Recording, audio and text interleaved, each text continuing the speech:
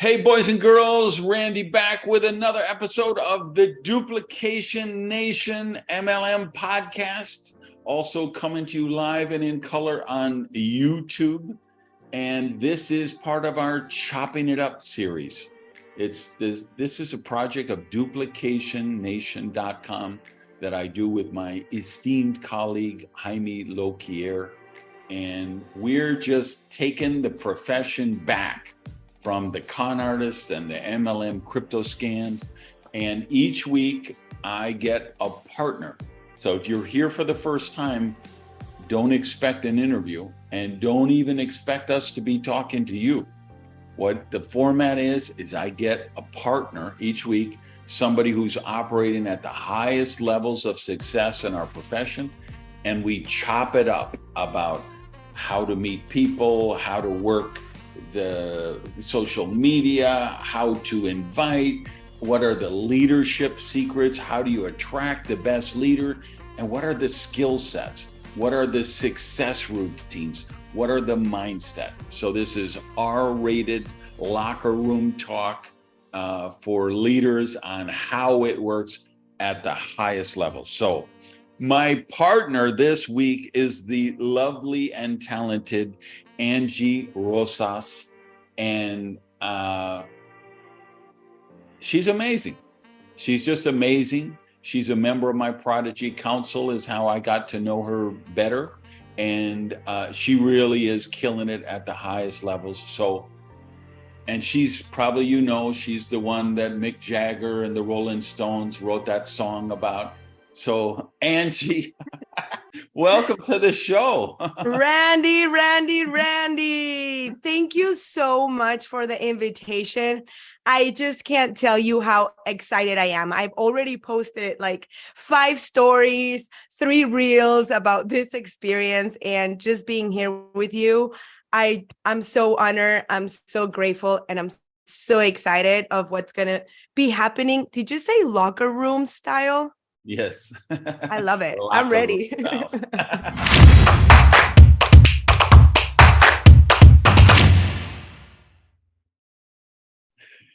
All right. So listen, I always wonder, where should I start off with? But for you, there's no debate. So just for the people who are watching, so they know what happened. As soon as we logged on, before I hit record, she said, hey, listen, hold on. I'm going live right now. I'm going to do a post that what I'm doing to get people following this YouTube channel so they'll know when this show comes out. You were the perfect demonstration of leadership when you did that. You were the perfect demonstration of something that's really integral to your business, which is social media.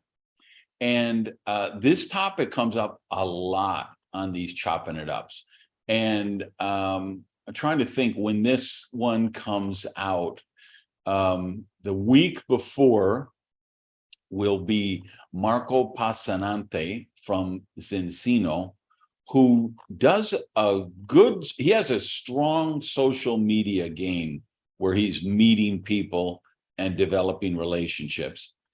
And then the show right before him was Jeremiah Bradley from Zia, how does they pronounce it? Zaya, I think they call it Zaya Activewear. And they're totally social media driven. And then we've got shows with people who do no social media at all, and they're just out there in the real world with real people. You do the business together with your sister. Social media is a big part of that. I was talking to her last night and said, hey, I'm chopping it up with Angie tomorrow. Anything special you think I should talk to her about? And she said, well, absolutely, for sure. You got to talk about how she builds her brand and builds the platform on social media. So will you run with that? Go anywhere you want with that? Thank you. I love this topic, Randy. And when we talk about social media, I think about so many things. But in reality, there is something that I always say, which is you got to come out of the closet of social media. Like you truly have to come out there and let your voice be heard and people see you and people connect with you. And to me, I say it now so easily. It wasn't always this easy, right? Because when you start this career, you have so many fears and so many limited beliefs, and you're so afraid to like come out on a Facebook Live and say, hey, I'm doing a new MLM, and like you really don't know how to do it. And so I don't know, I think it just happened by nature. I just started like documenting and sharing like all the little things I started to do. And when I least knew, 5-6 years had passed and I had developed a brand, kind of not by accident, but just because I was very good at documenting, right? Not putting up something perfect and not just editing like the perfect video and the perfect filter. I just got really good at documenting. So by documenting my daily progress and my travels and my failures and my goods and my bads and being vulnerable in social media, people started really connecting with, not with my business and not with my product, but with me, with what I was doing. So that's why every time I want to talk to people, and when the social media subject comes out, my first advice is always like, just go out there, just put on a camera without makeup, in pajamas, whatever, but just document whatever it is that you're doing. So that those were kind of like my beginnings. Obviously, as So time went let me by. ask, did you ever follow Gary V? Was he an influence on you? I follow him 3 years into my career. I didn't follow him at the beginning. No, 3 years later, I did. It's interesting because you did even before following him, because he does social media as good as anybody on earth, right? Right. He's not in network marketing, but I mean, look at the brand he's built. And that's really his core philosophy. That's why with me, it's the same. I've just learned, if I wait for should I hire a makeup artist? Should I get the lighting set up? When is the sun right? How could I dress? And I plan 6 hours to do a 15-minute live. You just never do it. And you kind of intuitively followed the same path as Gary, which is just be real, just be vulnerable, do you, and let the world see who you are. Right. Right. That's exactly right. And my husband, he loves Gary Vee. He like now puts me all these videos and his story, how he started with the wine family and all of that. It's truly inspiring. And but you know what, Randy, like I feel that a lot of people say, yeah, Angie, like, but the reason why I don't do it, it's because I lack confidence. And when you lack confidence in yourself, it's so hard to like show to the world. You know what I mean? And when you're like, oh, I don't want to be judged, and what are people going to say about me with what I'm doing? And do I look ridiculous on camera? Is this my right angle? Right? Is my voice too sharp? You know?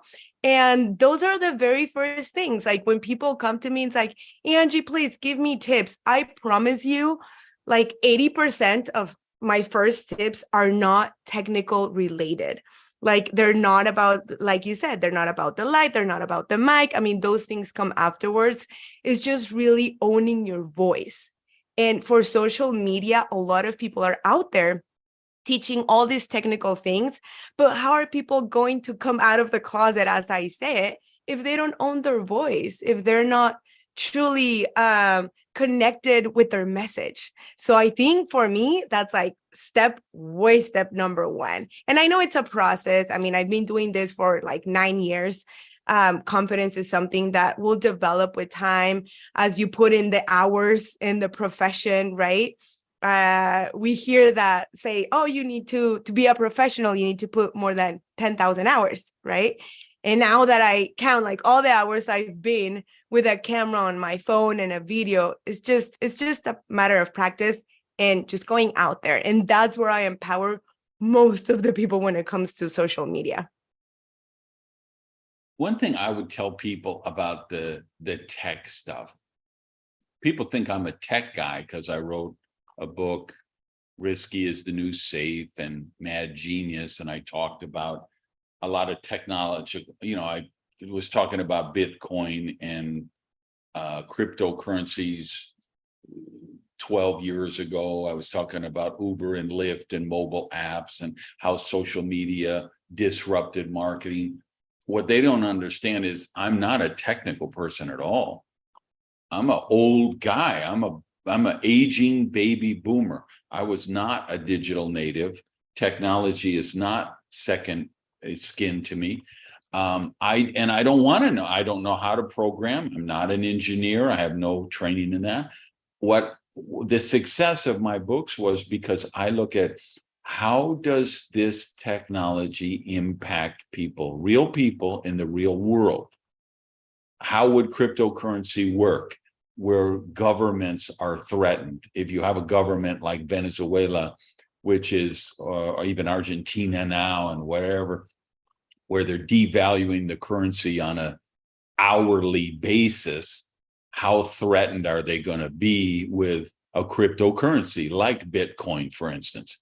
And why would they endorse that? Why wouldn't they try to? So I was writing all this stuff 10, 12 years ago when nobody was talking, but I'm looking at real world people. So same with like live streaming and online training in general and social media. People don't have to become a Hollywood documentary savant. For most people, I'd say, here's all you need to know. Do invest in a real microphone. You see, Angie has a microphone. I have a real microphone. Sound is important. In video, sound is more important than the visual for whatever reason. People will get away with bad lighting, but they won't put up with bad sound. So, and then just put the back of the camera in front of a window. If you're using a laptop, a phone, whatever, just put it so the sunlight is coming from the window instead of having the window behind you. And your lighting is going to be amazing, even if you don't have professional lights. And yeah, once you're making $2,000 a month or something, you're probably going to invest in some lights. But start with what you got. And then the other thing I just tell people is, listen, get on your phone now, go to Amazon, look up toasters. Okay, find the cheapest toaster you can, order it. And when it comes, take the toaster box and put it underneath your laptop, because nobody wants to see up your nose hairs, and they don't want to be looking up at you. You need to be looking at the camera. So you got to elevate. So just buy a damn toaster box, right? And that's all the technology you need to be an online superstar, right? I mean, if you look at Mr. Beast and you look at CoffeeZilla, I mean, these are people who, CoffeeZilla spends thousands in production. Mr. Beast spends millions, literally millions in production. And that's cool. And that's their thing. But they make millions of dollars, or at least Beast is making millions of dollars monetizing his channel. CoffeeZilla's, he's doing good, whatever. I don't know what his numbers are, but he's doing really good with his monetization, I feel. But we're not trying to compete with those people. Remember, guys, we're not trying to be social media influencers. We're trying to build a team, and we're just using social media as one of the tools. You talked about this brand that you built, and you have. How do you describe your brand? How do you think the market perceives Angie? I love this question because it was so hard at the beginning asking myself that question, like, how do I want people to see me? Like, when people think of Angie, like, what would I want them to think about? And I've changed my brand a million times within my brand. So if you're watching this and you're like, oh, I'm so frustrated because I can't get my brand right. And I'm sure, Brandy, you've been through that too. You know, we're always like adapting because we're always evolving, and it's fair. But at the end, my brand, it's called Angie Health and Vibes. So I'm Health and what? And vibes, like VIBES. Yeah, VIBES. Yeah. Okay. So at the beginning, it's because I wanted people to, because I'm a health coach. So I wanted people to connect with me from the health side. So that's why I put health, and vibes because energy, vibing it up, good vibes only. And I wanted to create a mix because in health, I thought that it's not all about exercise and what you eat. Right. It's also about, it's your attitude, it's your habits, it's your vibe. It's pretty much, and sometimes it's like 90% of it. So I created a mix. So I created this channel, it's Angie Health and Vibes, and it all started like 8 years ago because I said, you know what? I'm going to add so much value to my community. My husband said that. What channel did you start on? What platform? Facebook groups. I started on Facebook groups like 8-9 years ago, almost when I started. And it's so funny because my husband has been such an important key in my business because he's like the brain. He so you have to add so much value. And we were kind of like, what's the word? Unconscious competent, right? We didn't know that was the way. And our way was like, yeah, let's add so much value. So 8-9 years ago, I started to create a free giveaway. It was a free 7-day detox to detox your body. Because in my Health Coach Institute, they had given me like recipes and menus and everything. So I started to, I'm just going to give it out for free. And then I'm going to give it out for free, give it out for free, give it out for free. And now I know those are called lead magnets. Back then, I had no idea what they were. But I started. Now, this detox, I want to drill down on that.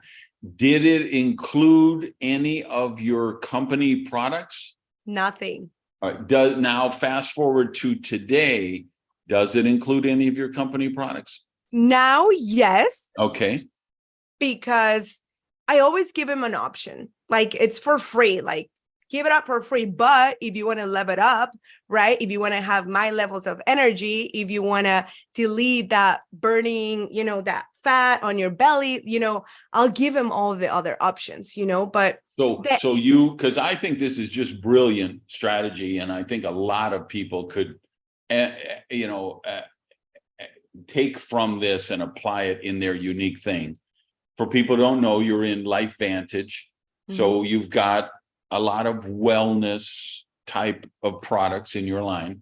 So now that you're a decade into this, or almost a decade into it, you're saying, okay, here's your free detox program, which is you take these steps, you do this, you're drinking water, you're blah, blah, blah, blah.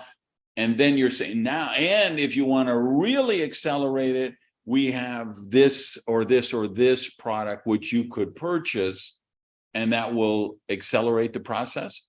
Yep, that's exactly right. Okay. And I think at the end of the day, Randy, I love your show because it's all about leveling it up. Did I say it right? Leveling it up. The profession. Okay. Yeah. And I believe in my heart that the best way to be truly professional and have this, we're in this consumer connection and leadership connection, we must add true real value, right? When it comes to our products, I love to spoil my customers and give them the support and give them, a community where they can work out, feel better, have access to my nutritionist, and really live an experience. And I wish every network marketer could tattoo this on their bodies, where we're here to create better their experiences, whatever it is, right? If it's in health, we must better their experiences. And this goes beyond the product. That most of us, as you say, we have amazing products.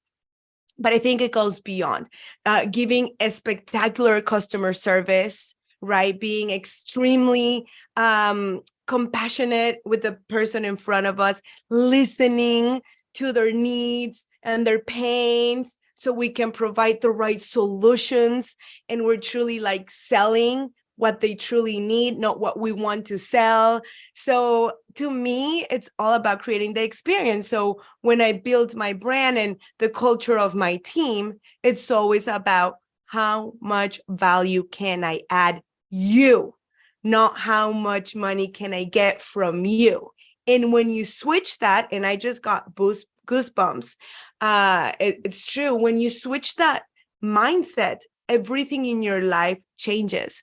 And not only in network marketing, in your life in general. Like if you go out through life and you're like, how can I add value? Like, how can I leave this conversation and put, better than when I got to the conversation? You know what I mean? I don't want to be too romantic and stuff, but to me, that's so important in our profession. And I just hope a lot of people care more about the person than the transaction. So 10 years ago, you start with Facebook Lives, and did you have a Facebook group that you bounced them into after they watched the live? Yep. All right. So your first live, try to think back to that. How many people watched it? How long did it take you to build a following? What did that look like? Oh, of course, my grandma and my mom. Yeah, first. Did they buy anything, I hope? No. I bought it for my mom. She's like, where are my pills? She's such a sweetheart. Hi, Mom. I love you. You know what? At the beginning, Facebook, it's so strange because I've been in it for like 10 years and we've gone through so many roller coasters through Facebook. At the beginning, the engagement of Facebook inside groups was amazing, right? Obviously, my first lives, like my strategy was to get people inside my groups, right? And also in my team, like we have different groups. We have like the business group, the product group, and it's like get as many people inside the groups. But at the beginning, we had a lot of like viewers, like very, very, very first stages. No, very little people. Honestly, very little people. And I think that's the gap where most people throw the towel because they're like, oh, nobody's watching me. Why should I even be doing this? Like I had no comments. I only had one like, and it was my husband's. And, and all the mind starts like, see, the mind's like, I told you, why are you going live? Like, why are you doing this? Nobody's watching you. Nobody's going to buy. And like that little internal voice in the social media, like, people throw the towel because they don't see the results fast. And they see my brand today, but they don't know that I started 10 years ago with like trial and error. But I knew I wanted to do this in social media. I knew I wanted to create my business in social media because I love to travel and I love to be in different places. And I just truly knew it. But back to your question. Yeah, 2-3 people were watching my lives at the beginning, very little.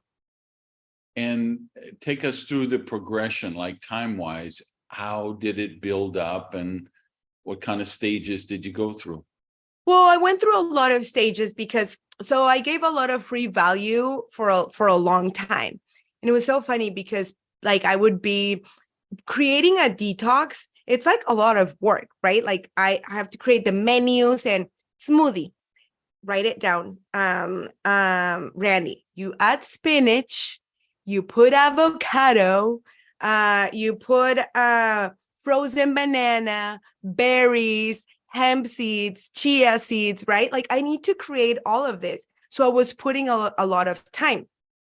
And then like my friends and some family would say like, why do you do this all for free?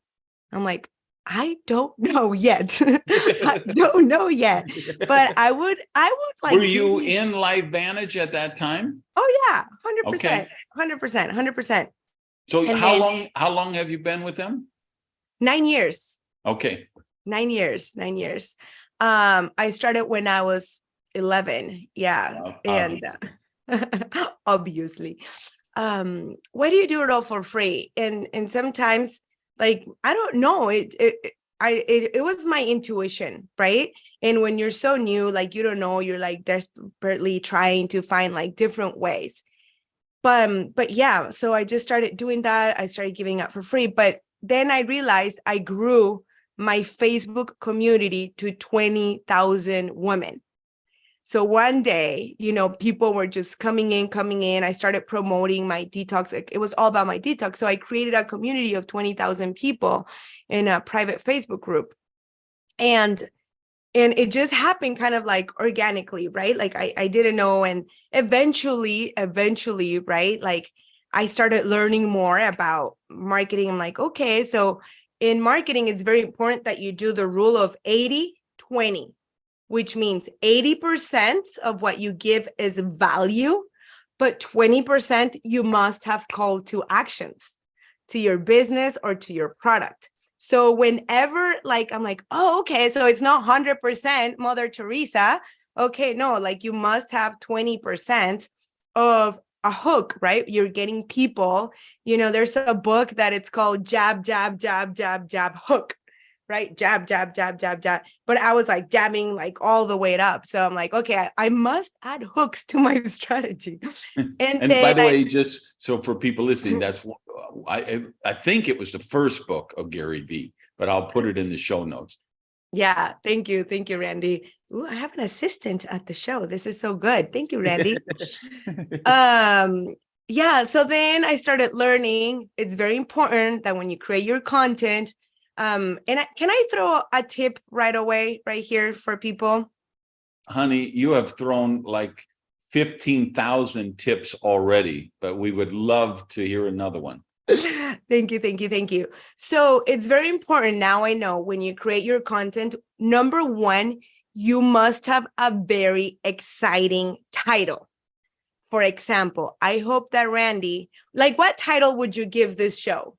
So people would be like, oh, like I have to watch that episode with Randy and Angie. Well, see, I'm married to a series title, which is Chopping It Up, because it's that series every week. So what I have to do is I have to create that in the description of the show. Hey, this episode, Randy's chopping it up with Angie. And so like, if you put me on the spot like that, I'm going to say, right of all, I'm going to say, all right, this is a master's level course in social media, how to create your brand, what are the platforms you need to do. I would say find out Angie's, these are just notes I take down. I wrote down about the vibe. 90% of what you're doing, it's about the vibe, because people need to understand. They think, oh, I have to explain that on the 4th generation of the leverage matching bonus, it goes from 5% to 7%. Nobody understands a goddamn word, what that means. It's about the vibe. It's about, if you're just excited about the comp plan, you're saying, hey, because of this comp plan, I get to drive a free bonus car, or they take me on a cruise, or I win a trip to Hawaii, or I've been able to set aside $300 every month for my daughter's college education. Or, man, I've been taking $250 every month and I've been paying off my credit cards and now I'm debt free. That's the vibe, you're right. So I would be talking about that. I'd be talking about what is Angie's secret percentage that she needs, that you've got to devote to the hook. Right? Yes. Randy, from 1 to 10, I give you a 9.2. You did great. Yeah, like you must have a very exciting title so people watch your things, right? Like listen to Angie's secret recipe for building and exploding your brand in social media, right? So everybody wants to go in to see, oh, what's the secret recipe, right? So listen to Angie's top 3 hacks on how to make strangers into customers or business partners, right? So you just have to get very creative now with your title so people watch your thing. So that was like my tip number 1. And also my tip number 2, it's your actual copy or content. Like we must add value. Like the only reason now that I look back, because you're making me like go back to 9 years ago, and I haven't really done that lately. But the only reason why now I'm able to extract the juice out of what I've done for all these years, it's because I created an authority, right? And in social media, you must create an authority, right? Today, like I look at Randy's Instagram, which Randy, I would like to see more stories of you on Instagram, please, documenting more of your workouts and everything. You should know I don't do anything on Instagram. That's why you don't see those stories. I have a team who is doing that. I have left social media personally because it's such a toxic waste dump. And I find it hinders my prosperity consciousness. However, I was very active on social media for many, many years, and I can attribute literally tens of millions of dollars in income that I produced from social media, both in my network marketing business and in my coaching and consulting business and other ventures that I've done. I made a conscious decision a couple of years ago and said, I'm leaving social media, and I went cold turkey off of everything. I came back on Twitter because there's really some brilliant people that I love to follow on there. Thought leaders, people who really make me question premises and make me think. But if I take like Twitter, Parler, Truth Social, Rubio's one, I forget the name. Those are just polarization machines.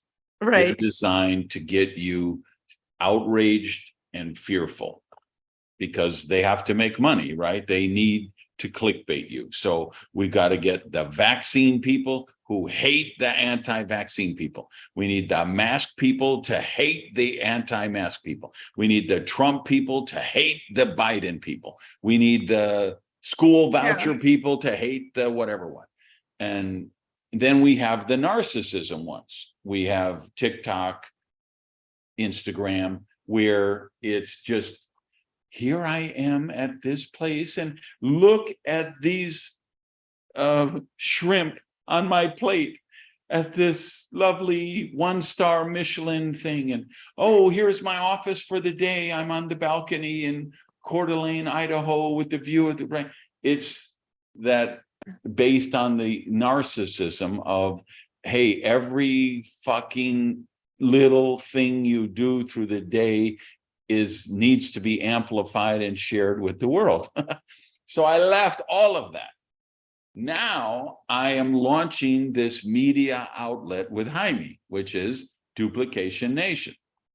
So I understand, hey, I've got 100,000 followers on Instagram. I've got 150,000 followers on Facebook. I got 140,000 followers on Twitter. I need to leverage this relationship that I created in the past to help launch the media outlet. So I have a team. I don't know if you know Natalie Husby and her partner Federico. So they run Pretzel Media. So we actually use Pretzel Media to promote this new venture of Duplication Nation. We want people in network marketing to find out about it.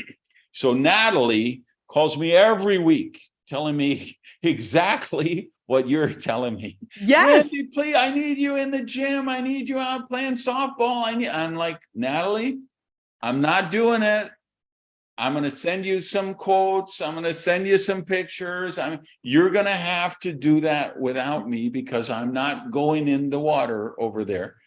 And so she does as best, her and Fetty do as best they can with the limited ammunition I give them. If you look at Jaime, he's much better. He's doing those reels and stories all the time, and he's great at it.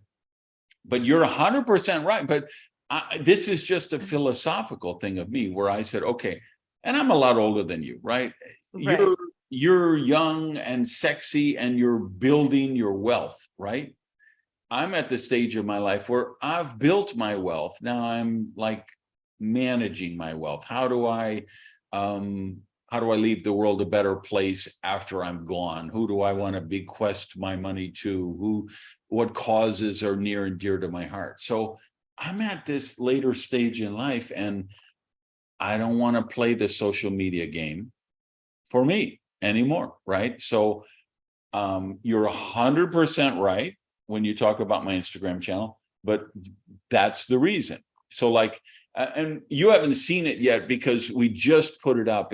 I talk about this a little bit in the chopping it up that I did with Jeremiah Bradley, where, I do feel social media is really a danger right now in our society. It's one of the seminal issues of our time, and particularly for young kids, young girls and young guys. And they're, these apps where the filters make anybody look like Brad Pitt or Johnny Depp or Shakira or, whoever, Lady Gaga. And it's really harmful to their mental health. So I'm like even for my own team, I'm saying, listen, don't forget about social media. It's too important. You can't operate today without social media, but you might want to think about not even not using it as your, like for me, literally, I say, okay, I could do 10 minutes a day on Twitter. In 10 minutes, I can check what did Mark Andreessen post? What did Naval Ravikant post? What did, thought leaders, people that I respect, and I want to see what they're putting out, and that'll link me to their blogs or their podcasts or whatever. And my favorite stuff, right? I want to know when the new episode of Star Trek Strange New Worlds is being streamed, and I want to know when the season finale of Mayans MC is, right? And I want to know when the movie is opening. So I can get that in 10 minutes a day, and then I shut it down, because if I stay on more than 10 minutes, somebody's going to troll Naval about vaccines or masks or Trump or the cage match between Zuckerberg and Elon, or Elon's going to post some snarky shit about how many people he's laying off today. And I don't want to get sucked down to that rabbit hole, right? So in my case, I'm saying, okay, 10 minutes on Twitter and everything else, Facebook, YouTube. Like I put when I do my podcast, I turn on the camera and I say, we're going to put it on the YouTube channel for you guys who like visual, but I don't do anything with that YouTube channel. I don't promote it. I don't do anything. It's just to connect with my tribe. So like for my team, and they're at a different stage of their life than I am, right? I have a lot of hungry people who are out there, and they need to build their brand and they need to capture market share. I've built a brand, right? I've been doing this for 44 years in the profession. I have a body of work. I have 14 books. I have 10,000 blog posts. I have 800 podcasts, or whatever the number is, right? So, people have to tailor it to where they're at. So basically, everything on YouTube, Facebook, Instagram, that's all the team from Pretzel Media. They're handling that for me. And then, you'll know that people will know sometimes I will just say, hey, I will jump on and say, hey, I just, something came up that I think is a really important issue, and I want to tell you about it. But I'm kind of I have a Facebook page we call Direct Selling Daily. I try to do some longer form content where once a week I'll put up something, a 10 or 15 minute training. And with this podcast here, this is totally against the grain, right? Because everybody say, hey, stories and reels, 60 seconds or less, and I was like, I don't want to play that game. I'm looking for the critical thinkers. So for this podcast, the Duplication Nation MLM one, I don't care if they're 90 minutes, 2 hours, 4 hours. I was really inspired by Tim Ferriss and Lex Friedman, who really do substantial, serious discussions with thought leaders, and they just turn on the mic and let it go. And Tim does what he calls his random show, where him and Kevin Rose get on and they each bring 4 or 5 things. And so there'd be what's the new wine they just discovered? What's the new workout routine they're doing? What's the favorite book they're reading right now? And I looked at that and I said, that's what I think we need in leverage sales. where we get the top leaders together and just have them chop it up. The real world stuff that nobody talks about, the insider deals, the cooked legs, the MLM zombies who are just going from company to company, the MLM crypto scams, because I believe we can inoculate our team members against that bullshit if they know about it, right? For You've sure. been in long enough. You've been in 9 years. So you've seen, oh, wow, every 3 years, the magic laundry ball is going to come around where they say, oh, just buy this laundry ball and throw it in and you never need to buy soap again. Every 3 years, the magic gas pill is going to come around and say, oh, you put this pills in your tank and instead of getting 20 miles a gallon, you're going to get 50 miles a gallon. And you know what? It really works because basically it's mothballs. If you take the mothballs that you put in your dress in the closet so the cucarachas don't eat it, the moths don't eat it, and you put it in your fuel tank, it extends the fuel until your piston seize up and the engine collapses and you have to throw the car away. But every 3 years, it comes around again. And there's always 200,000 new people who never heard of the last scam. And now, of course, it's the Forex trading and the MLM crypto scams. So Yeah. we feel with this podcast, and then we have a paid leader newsletter, which you get, MLM Confidential, which is at mlmconfidential.com, where we say, we're going to take the profession back. We're going to inoculate people against this stuff. Because if your team knows about it, and oh yeah, every 3 years, the magic fuel pill is going to come around. Every 3 years, the airplane game is going to come around. Every 3 years, somebody's going to do some cockamamie Australian one-up compensation plan, and they think that's going to revolution. But, if you've been in for decades like me, I'm like, oh my God, is this the 27th time I'm seeing this or the 28th time, right? So, and I say all this just to explain so you know why I'm doing what I'm doing. So wait. But I love what you're doing for you.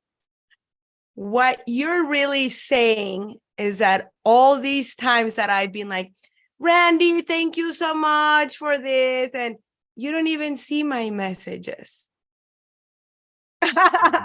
Just kidding.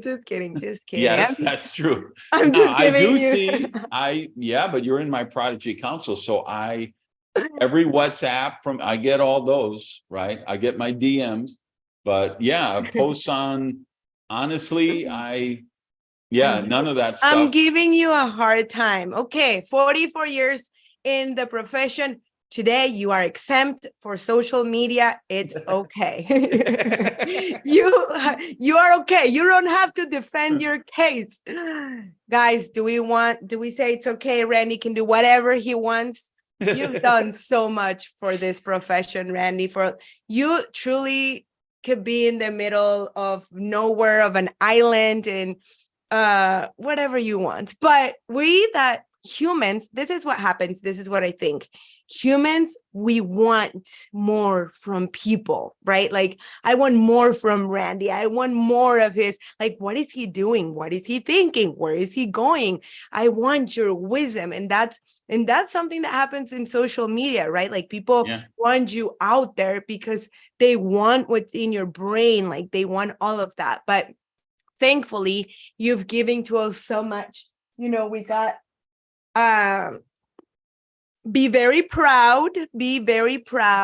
You've given us so much of your wisdom in your books, right? And everything that you've done. So today, I allow you to do only one story per week. One story now per you week. Sound like Natalie again. That's what she says too. Randy, I don't care what you say. I still need every week. Natalie, I love you, Natalie. I send you lots of hugs and kisses. She's such a sweetheart. But yeah, I mean, at the end of the day, Randy, I think, and you were saying things like a lot of people use social media for the wrong reasons, right? Like, I'm very not strict, but I'm very firm. Like every time I do a coaching about social media, I always say you need to use it as a business tool, which means you don't use it to scroll. You don't use it to like just sit on your phone for hours, because that's not a money-making activity. And My brand is always about that's money-making what activity, money-making activity, money-making activity, right? And scrolling, like doing, I'm doing MLM and I use social media to build my business. By scrolling, no. You use social media. we have to repeat that again louder for the people in the back, because they think, okay, I'm going to build my business tonight. I'm going on Instagram and I'm going to start liking posts. Oh my God, there's a dog on a surfboard. That's so funny. Let me watch this video. Oh my goodness, there's a cat on a Roomba vacuum cleaner. Oh, that's so, let me like that. Let me heart that. Let me comment that. And they think that's building their business. So will you explain again the difference between rainmaker activity and doom scrolling? Oh my goodness. I would love to. And whoever's listening, they have to get out a piece of paper right now. And you need to write this down and you need to tattoo it yourself too. Lots of tattoos here. But so like one of the main things, as I've learned in 9 years, the most important thing to build your business is that you most talk to people. Like you have to get out there. And to me, what I teach in social media is that you have to, before you go to sleep, you most open 20 conversations a day. And to me, opening up 20 conversations a day is more important than liking and interacting with 20 posts a day. They're both important, right? Like creating content is important. Video. If you ask me, Angie, what would you recommend if I'm going to start posting on social media? I would say video. It's the most important thing, because one, it's the only way that your content will get viewed by more people. So nowadays it's not about the likes, it's about the views, right? And it's about how many people see your content. So 100% video. Second, of course, interaction, it's important, but just because I feel, Randy, that a lot of people are like, nobody's commenting on my post or nobody's interacting with my content. And I always say, do you interact like with other people that you like you follow Twitter because you have these thought leaders. And if you could comment, I'm sure you would, right? Like you would interact with the people you want to interact. And it's the same thing, like with us in our profession. I want to interact. If I'm in the health industry, for example, I want to interact with nutritionists, with people that do holistic. If I see you on social media and I see you, let's say that you were posting your workouts, I would interact with you. Why? Because you're someone that I'm sure you invest in your health, right? Because you're working out. So it tells me you already are into like taking care of your body. So most probably you're going to be more open to listen to a proposal that it's related with health, because I'm looking that you are actively taking care of your health. So interacting is important, but opening it up conversations every single day, at least 20, that's a money-making activity, because it's a numbers game in a way. Because let's say, if I tell you, Randy, okay, Angie, I want to build my business in social media, but I don't have a lot of time because, objections mainly, right? I have kids, I work another job, and I'm just doing this as my side gig. Okay, so do you have 20 to 45 minutes a day, Randy? Let's pretend, let's role play. You're my newbie. Do you have 20 to 40 minutes a day, Randy, to work your side business? Yeah, I'm really busy, but I could do 20 minutes. Okay, I'll take your 20. So this is what we're going to do, Randy. I'm going to teach you how you are going to open up 20 conversations every single day with a very simple, easy, and fast method. Simple, easy, and fast method. Are you willing to apply this method, Randy? Yes. Perfect. So pretty much what I teach them is in those, I'm back to my role playing. So Randy, what we're going to do is that I'm going to teach you how you're going to open up conversations with people that you want to interact with, right? You're not going to like pick the woman that's in her house eating popcorn and watching Netflix. Like that's not your target, right? You're going to look for those people. And once you find those people, because I teach them where to find them, you can find them easy. You put a hashtag, literally. You go to Instagram and you put a hashtag for me. And I put health coach, let's say. I'm going to get I'm going to get thousands of accounts of health coaches. Those are like my best target, right? Because they promote health. Right. Most probably they recommend a type of supplement, right? In their programs or whatever. So I'm going to be talking the same language. So I teach people how to filter who to talk to. And you're going to ask a very simple question, something like this. Hey, Randy, let's say that Randy's a health coach, okay? And I found him. And I say, hey, Randy, I found your profile. It's so amazing, everything that you're sharing. I see on your bio that you're a health coach. How long have you been doing it for? So how long do you think, like, do you think if you're a health coach and I send you that message, do you think you would reply to my DM? Yeah, because that's a perfect type of question that somebody would say. That's an innocent, sincere question. Simple, easy, and fast, right? Like it's not like, hey, Randy, I saw that you're a health coach. I thought that you'd be interested in recommending my products because I have amazing supplements that can actually increase glutathione and SOD, and you're going to help people reduce inflammation. Would you be willing to look at it? Because actually, Randy, guess what? There's a Zoom webinar tonight at 9 p.m. If I'm going to send you the Zoom link, there's so many leaders, and these are the videos and the catalog. Boom, boom, boom, boom, boom, boom, boom. Spammer. And that's why I'm so against spammers in MLM, because they don't even like hey, Randy, how are you? Like, wait, like let the person say, fine, thank you. And you, before you spam and bombard the person with your Zoom link, your videos, your catalogs, your before and afters, your testimonies. Don't get me wrong. All those tools are so important. Like you said, they're your ammunition, but you're not going to.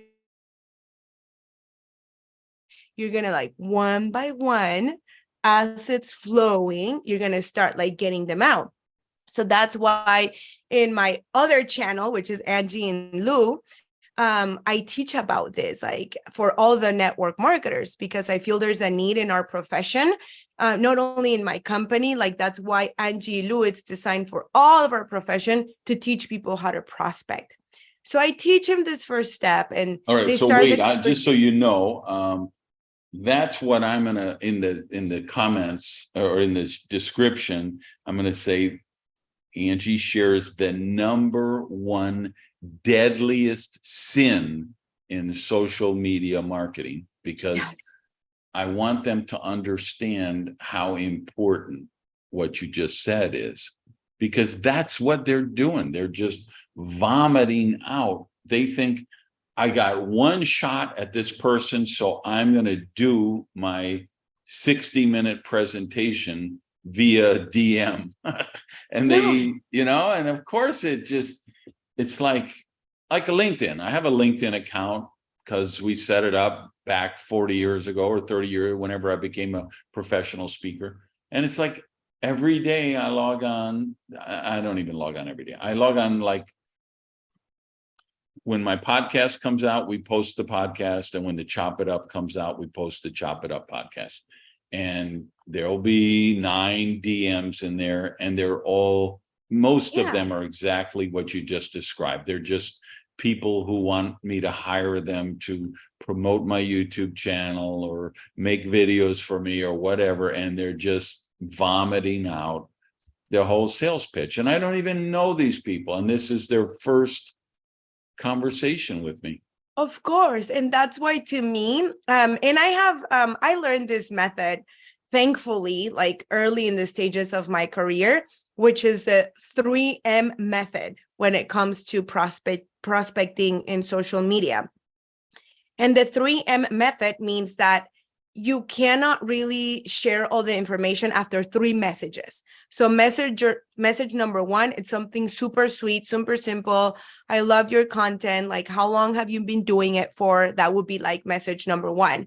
Or let's say that I'm trying to open up my market in the USA, because most of my team is in Mexico, right? So now I want to start like opening up the market in the USA because it's virgin. So I want to start working that. So I see, Randy, that you're in California.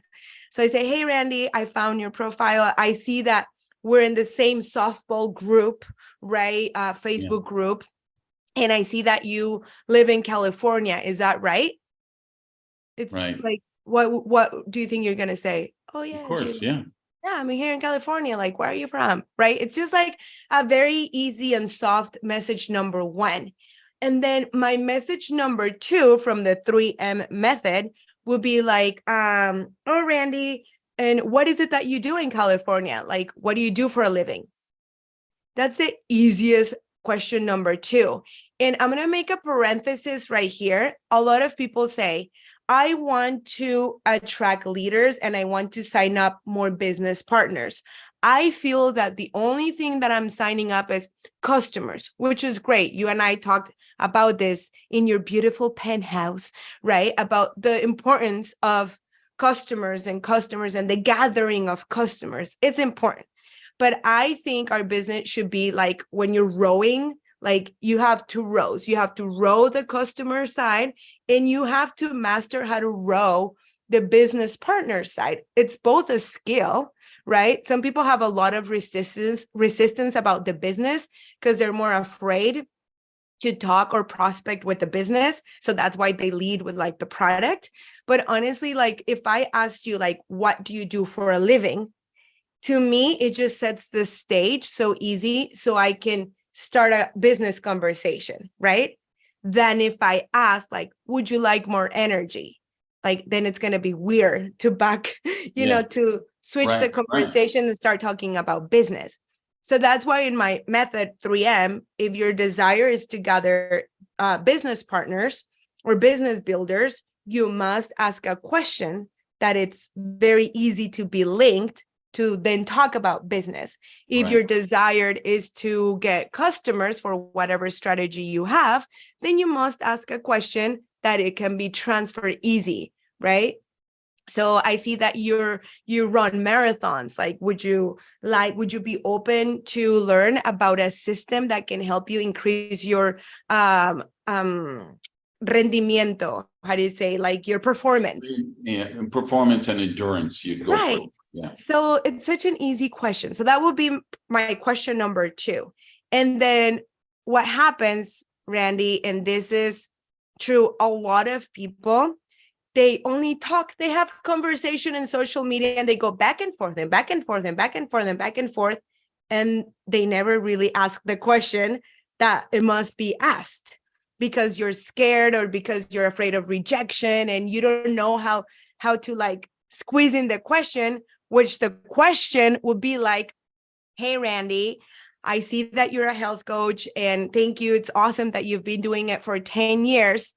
I thought I would ask you, would you be open to taking a look at a system that can help your clients or your patients have better results when it comes to burning fat? Don't worry if not. I thought I would just ask. And now, I learned is that the third M?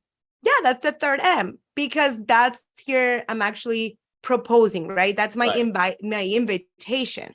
So what's the three? What are the three M words that M comes from? So I love how your brain works. You're like, you must have 3M is 3 messages. Message number 1, message number 2, message number 3. Yeah, I was like, okay.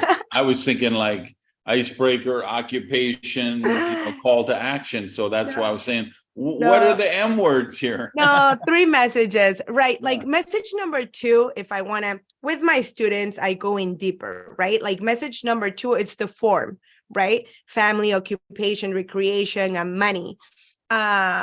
If you're thinking of like, oh, I want a little bullet points of what to ask in my second message, ask about any of those 4 things. And the person is going to be more willing to like, follow your conversation. But the point is that a lot of people don't get to the third question, which is the most important thing, which is I'm saying, like, are you willing? And I love it. I follow Fraser Brooks a lot, and he teaches this. Like, ask that little, the hack is to say, don't worry if not.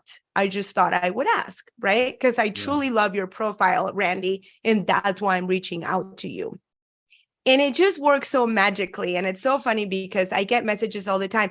Oh my gosh, I did exactly what Angie said and it worked. And I'm like, it's not like magic, right? It's just, we just can't be awkward, guys. Like, we just can't be weird. Just be human. Don't be a robot, right? Like, don't be awkward. Let's be human. And that's what I teach when it comes to prospecting. So money-making activity for me, building your brand in social media, it's not like building your team. Sorry, it's not building your brand, right? Building your brand, it's important, but that's not going to get you customers and business builders. The only thing that's going to get you customers and the only thing that's going to get you builders is you going out there, creating relationships with people and prospecting like a rock star every single day. That's it. I'm leaving. I'm so glad you went there because, Jaime and I consult with network marketing companies on how to set up their systems, their trainings, their create duplication materials and things like that. And so I'm in the middle of a fight with I want to be very careful here. Careful. Yes, exactly. So with a marketing officer in a company, and so I'm sending videos, storyboards, and voiceover scripts, and creating magalogs and things for them, and they're not understanding the big picture. That's what I'm doing today. After this chopping it up, I have to explain to them, listen, there are bigger issues at play here. Because she's taken all the $27 social media marketing courses on Facebook and bought the $77 ebooks, and she learned the stuff that they teach in marketing courses in universities. And so I sent, as an example, a script for a promo video for an upcoming major event. It's probably a 5-minute video. And she's like, no, you don't understand. People don't watch videos more than 60 seconds. They have to be short. You can't have, blah, blah, blah. And I'm like, there's a couple of dynamics here. Dynamic number one is you're thinking in terms of, we're trying to sell tickets to this event. That's true. But what my partner and I, like Ann Feinstein and I, work together in other projects where we're working with companies. And in this case, I'm saying we're not just trying to sell tickets to this event. We're trying to transform a culture. So to transform the culture, we need to edify the leaders who are going to be speaking at this event, the field leaders. We have to create expectations. We have to use the tools of inclusion and exclusion, because we have to create a meritocracy here. Because her thing was, no, why would we hire a voice actor and do a voiceover? We'd just do images on the screen with chyrons, exciting workshops, energy, picture of the president, and I'm like, no, we're doing copy.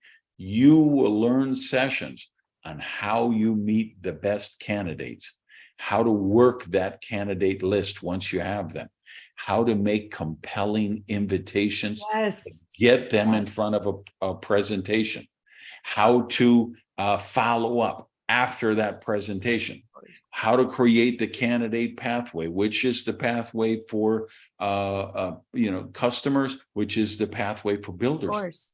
Yeah, and of course they don't teach this stuff in college marketing courses, because these are professors who never actually sold anything. And of course, with corporate teams, we have like this person is a really talented person, and I really adore her, and I know we're going to have a great partnership. I just have to bring her in, behind the curtain on some of these things to say, no, it's not really just selling tickets here, because what's going to happen after this event is now we're going to choose the speakers for the next event. And some of the speakers from this event might not be on the next event. And they're going to be upset, and they're going to want to know, why is Susie on the platform and I'm not? And the reason is going to be because Susie is qualifying at her rank every month and growing her business, and you're not actually qualifying at your rank, and your volume is going down because you're trying to live off of stuff you did from 2 years ago, and you haven't duplicated yourself yet. You haven't put a system in place. So now they're excluded. Well, Right. That's a conscious decision that you have to make when you're a team leader. So now they're like, well, I want to be on the platform. I want to be in that next promo video. Well, to do that, Let's get back to work. Yeah. And I'm explaining the difference between long copy and short copy, right? Yeah, I get, with short attention span, everything has to be Twitter, 280 characters or less, 30-second videos or less. No, my take is copy can never be too long. It can only be too boring. For sure. For sure. I have $15,000 events, $25,000 events. I have web pages with 35 pages worth of copy. And people say, nobody would read a 35-page sales letter. Well, yes, they will. If that sales letter is about the problem that they want to solve, they will read an 8,000-page letter, right? So that's why I told her, we can't just put, get to the next level, live your dream. No, we have to say, you will learn this specific skill. So they're going to learn, okay, if I go to this conference, I'm going to learn the specific skill sets that is going to get me more customers and get me more builders. And I'm going to be able to duplicate and create the residual income I want, that drink out of a coconut money. And this is what we all have to do as leaders, is put that equation into place. So I want to say something with what you're saying. It's so interesting. I love it. I love that you're talking about this. My sister, hi sister, if she's watching it, the replay, Lourdes Rosas, she's the best. She always gives amazing analogies. I'm going to steal one analogy. She is a force of nature in her own right. She is a force of nature. Yes. I love her. Because of her, I'm in this industry. So imagine I will forever, ever, ever be grateful for you. So she has this analogy, like when you go to the mall and you go to this like fast food, like court where people are eating that healthy, greasy food. And you see usually someone standing there with like the plate, like Panda Express, let's say, and they have like that little toothpick with like one orange chicken. Right. And they're giving it to you, and then you try, you're like, oh, I like this. And then they walk you, it's like, yeah. Like you can go there. And then you end up like buying the meal with the soda, with this and that. In our industry, it's kind of the same thing. Like that we must have that first peak interest video, that very first like eye opener video, that first video, that aha video. If I see a little peak and you give me that orange chicken, as she calls it, and then I like it, I want more. Then I will see that 20-minute video, right? Like if I read the back of your book and I see everything that's going to offer me, I'm going to go through every single page. And you want that because you want to filter people. Like you want to filter. And if someone's not willing to see all of this after they've seen this thing that it's so like, it's so catchy, then you don't want that person anyways, because if they're not willing to do that 20-minute video, they're not going to do your training. They're not going to be in the next event. Like to me, it's marketing wise, like all your tools that you create, they must have it. They're filtering systems. But if you let me pick up on that, because that was another thing she'd said. Do you realize, I don't think she knows how many hundreds of thousands of followers I have on I don't social think she media, knows or yeah. how many millions of dollars that I've made through social media promotion, right? Because Right. we just met. I'm just starting to work with her. So she said, I don't know if you know this, but a lot of people watch videos on Facebook without the sound on, and they have to be 60 seconds or less. And so having a voiceover, and I'm like, okay, first of all, you got to understand the context. I'm not trolling for candidates on Facebook.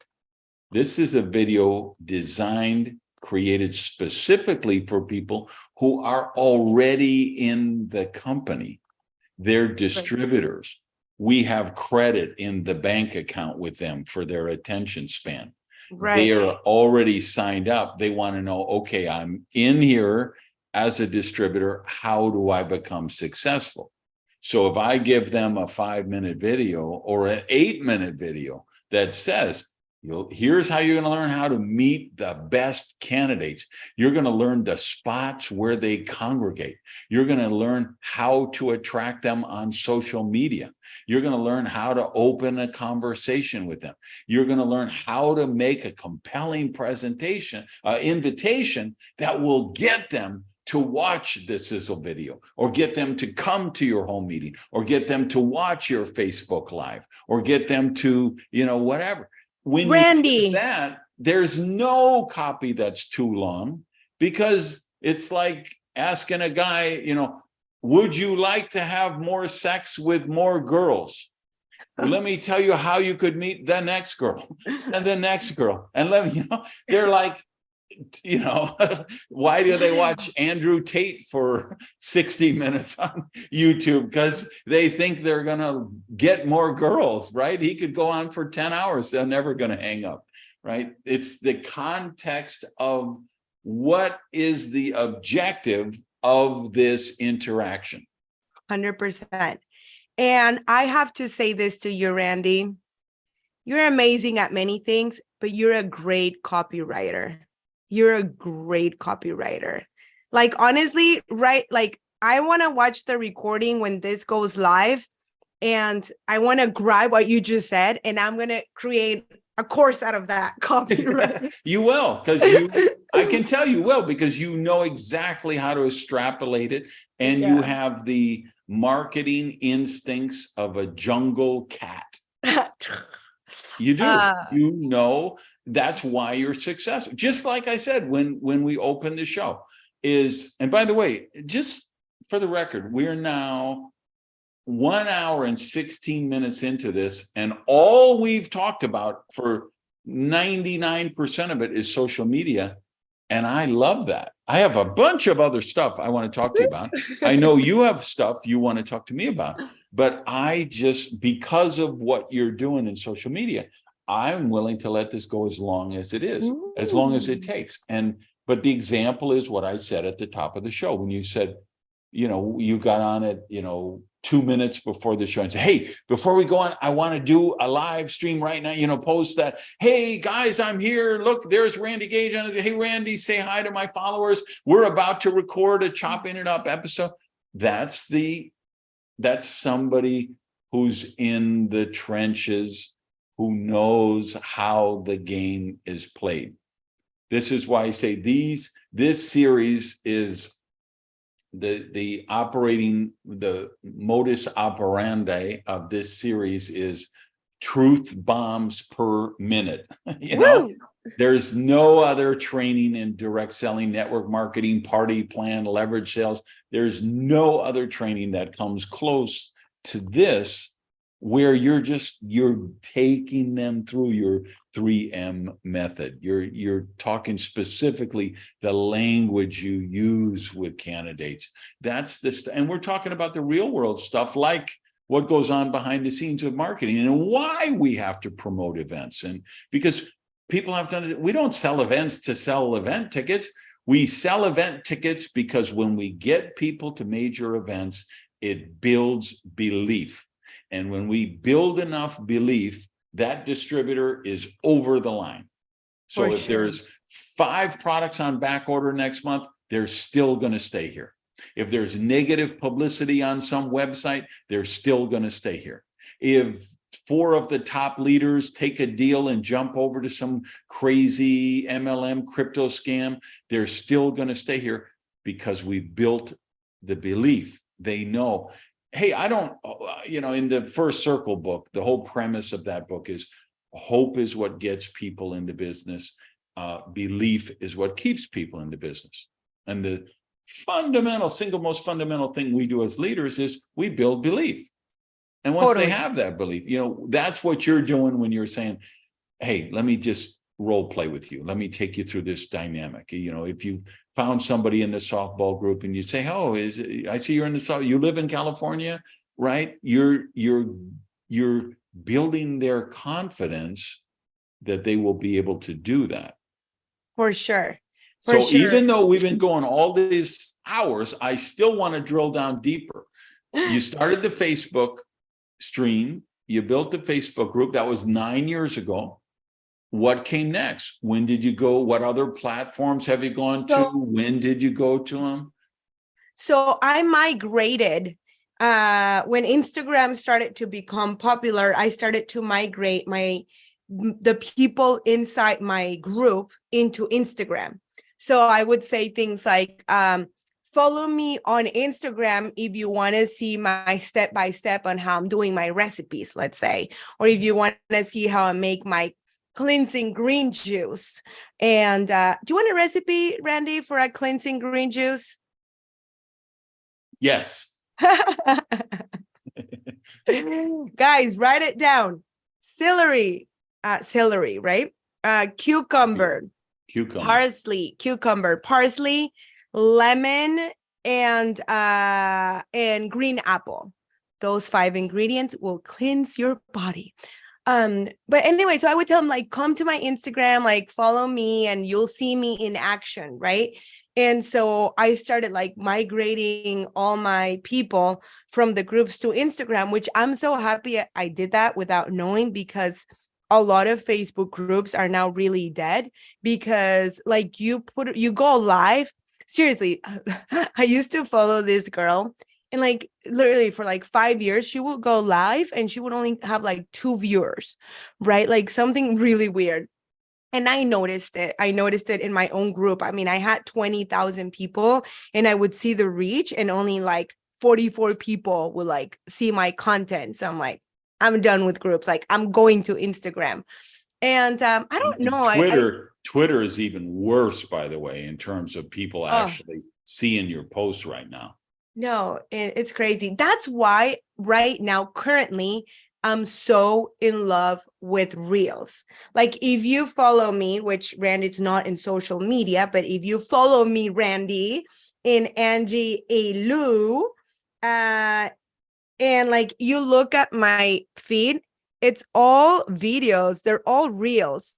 But watch, like all my Reels have titles like, do this tip to close more sales, or the #1 mistake when you create your content, or here I say like my 10 favorite questions on how to cold prospecting like a professional. I always say primera clase. We have to prospect for first class. Or I say titles like, do this hack before you start prospecting, how to create a DMO that works for your social media. You know what I mean? So like you can create like a true brand and a true content about adding value. But why am I talking about this? Well, it gets to this issue of what people have to understand is if we don't get their attention first, we'll never be able to share our message, because there's so much white noise in the space, and there's just so many other people posting that you've got to, and that's one of those. I said really in any business this is true, but I think it's more so in direct selling, that the 2 sexiest skills that will make you, first we have to say people skills, right? Everything has to start with there. You have to know how to deal with people. So let's take that as the table stakes to get in the poker game. But after that, the 2 most dynamic skills that will make you the most money, I believe, is how to write and how to speak. And like the people, like I do I don't know, I think you're coming, I don't remember. I'm doing a platform skills thing in, I don't even, September or something, where it's a 2-day event where I'm just teaching people how to do keynote speeches and how to make compelling openings. I'm going to Miami. All right. I'm going to Miami. Yes, all right. And that's one of the most important skills. We say, we have a, cliche, the person with a clicker makes the most money. If you're the one on the stage, if you're the one leading the live stream, you're probably making the most money. And writing is the other thing, because writing forces you to think more clearly. Like I would do, when I first wrote my book, I thought, okay, I'm going to grab a tape recorder and I'm just going to do this chapter, and then I'll send it to Lornette and she'll type it. And then I'll have my chapter done. And I did that, and she'd send it back to me, and I'd say, oh my God, this is shit. I'm just rambling all over the place. I said, I'm going to tell you 3 points, and then I only gave 2 of them. And when you put it in writing, the jumps in logic and the flow and the progression, they jump off the page at you.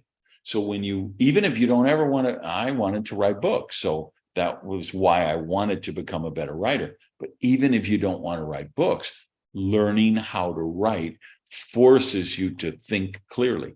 And I believe in network marketing, that skill is vital now, because just like you say, it's creating those headlines. Because the thing, I remember doing a session on at Art Jonak's mastermind event, and Orrin Woodward and I were on the stage, and we were discussing like event promotion. And I told him, and it kind of relates to this topic I'm having with this client of mine right now, where I'm saying, 20 years ago, you could say, hey, annual convention, September 2nd and 3rd, Salt Lake City, get your tickets now. People bought the tickets. You can't do that today. No. Today, you have to create a set. Diamond director Teresa Johnson will share her tips on how she builds in a small town that only has a population of 10,000 people. Yet she's been able to duplicate across all 50 states and 4 different countries. Yeah, because people, it's like, what's in it for me? Yeah, and and then double diamond Julio Rodriguez will be sharing his social media marketing tips. How does he meet candidates? How does he get them in front of presentations? And then how does he convert them into candidates? And triple diamond director Marianne blah, blah, blah will be doing a session on how to meet people. Where are the 5 best places to meet the greatest candidates? How do you get their contact information? You have to promote that event like you're selling a ticket to a $1,000 conference, because the natural inclination is going to be, say, well, Angie, you go to, I joined LifeVantage to make money, not to spend money. You want me to go to that event? It's in New York City. I have to buy a plane ticket. I'm going to need a hotel room. The meals are there. I have to put my dog in the kennel. I'm going to have to hire a babysitter. I need extra time of my personal time from work. You go there and you take good notes and come back and tell me. And we got to be able to say, no, you don't understand. There are no notes I can take that will be the equivalent of what will happen to you when you're in that convention hall with 7,000 other people and you meet those leaders face to face. You shake their hand, you look in their eyes, and you will hear stories of people who were exactly where you are right now and got to exactly where you want to go. But that's writing. You got to be able to write those descriptions. You got to be able to write those posts on social media. You got to create those, even if all you're doing is creating the title of the workshop that you're going to be presenting at the training. That's a really important skill.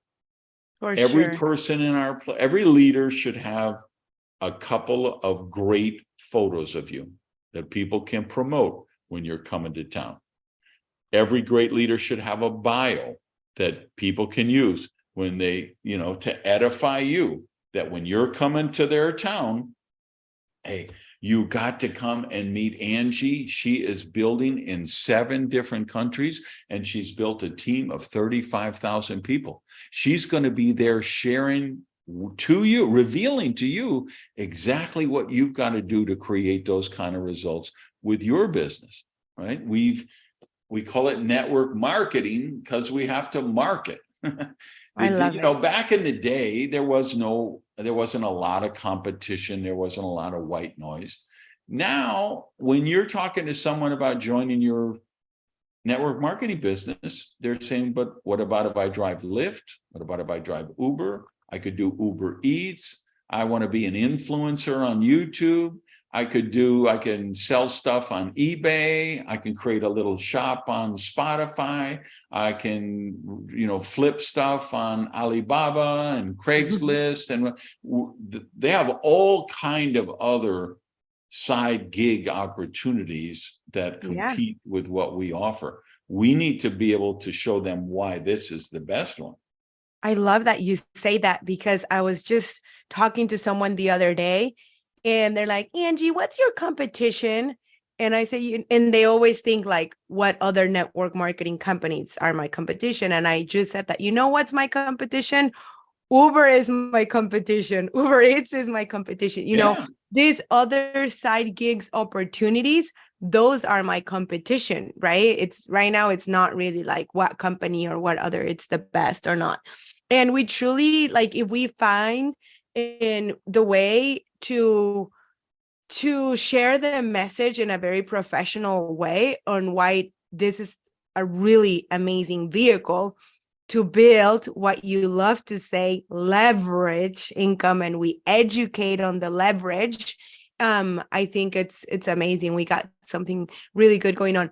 I wanted to ask you, because I wanted to get your thoughts on, so, like AI, right? With MLM, and especially we're talking about writing. Writing is so important, right? It's like a very important skill. But now you have Chat GPT that can literally like write your copies for your post, right? And before I tell you my thoughts on it, I wanted to hear, like, what are your thoughts about, like, now, like, the role that all this AI is playing with MLM? What do you think? I think a lot of people are being frightened into buying courses on Chat GPT and AI because it's fear of missing out. Yes. And you have a lot of people who are purporting to be experts and use a lot of buzzwords. And when they talk about generative AI and Chat GPT and artificial intelligence and machine learning, people say, oh my God, I'm getting left behind. I have to buy this $97 course from this expert. The problem with that is that expert isn't an expert because there are no experts. We're so early in the game that nobody knows what the hell they're doing with it. If this was a baseball game, this would be the first pitch of the game. That's the stage of the game. It's not even the first pitch of the game. If this was a baseball game, we would be setting the schedule for what the games are going to be and what date the first game was going to be played. That's how early in this process we are. If you look at the large language models like ChatGPT, they were really terrible until version 4, which is the one that's out. For anyone wondering, we're recording this at the beginning of July 2023. So if somebody's watching this in 2037 and they're wondering, oh, imagine.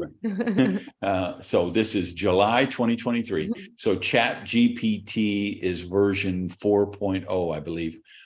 Really an elegant platform. I've been doing a lot of testing with it. And I give you an idea where I'm at on this. I have a training on Wednesday for what's called my Breakthrough You coaching program, which is people who attend my tribal event. It has a 1-year coaching program afterward. And I have a training on Wednesday on how they should be using 3 different artificial intelligence platforms, and one of them is ChatGPT. And one of the thing I'm going to be getting across to them is you should not be using ChatGPT to write a book. You should not be using ChatGPT to write a blog post, and you shouldn't be using ChatGPT to write a social media post. Because if you do, you're probably going to get sued for plagiarism and copyright infringement and trademark issues, because ChatGPT doesn't know the distinction on those things. So when you say, hey, ChatGPT, I want to write a post for network marketers on how you meet candidates. And ChatGPT is going to go to duplicationnation.com and find a blog by Randy Gage or Jaime Lokier on how you meet candidates. And it's going to scoop it up 90% word for word, and it's going to deliver it to you.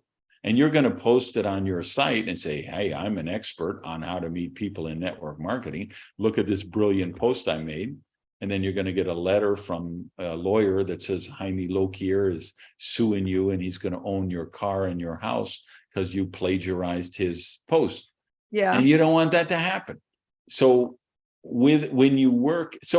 for 99% of the people in our business, you should be doing nothing with ChatGPT right now, except getting some headline ideas. So like where I will use it is, for instance, I'm writing a sizzle video for a different company that Jaime and I are consulting with. And so I've got a topic, and I went to ChatGPT and I said, hey, ChatGPT, how would you summarize the 3 key points about achieving blank? I'm going to just say blank because I don't want to mention the company, that's just private information for them.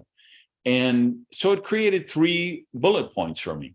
Then I regenerated and I said, okay, could you give me 10 possible headlines for a book on this topic? And I had a couple intriguing ones, and I regenerated again. And I asked for 15 more book titles on that.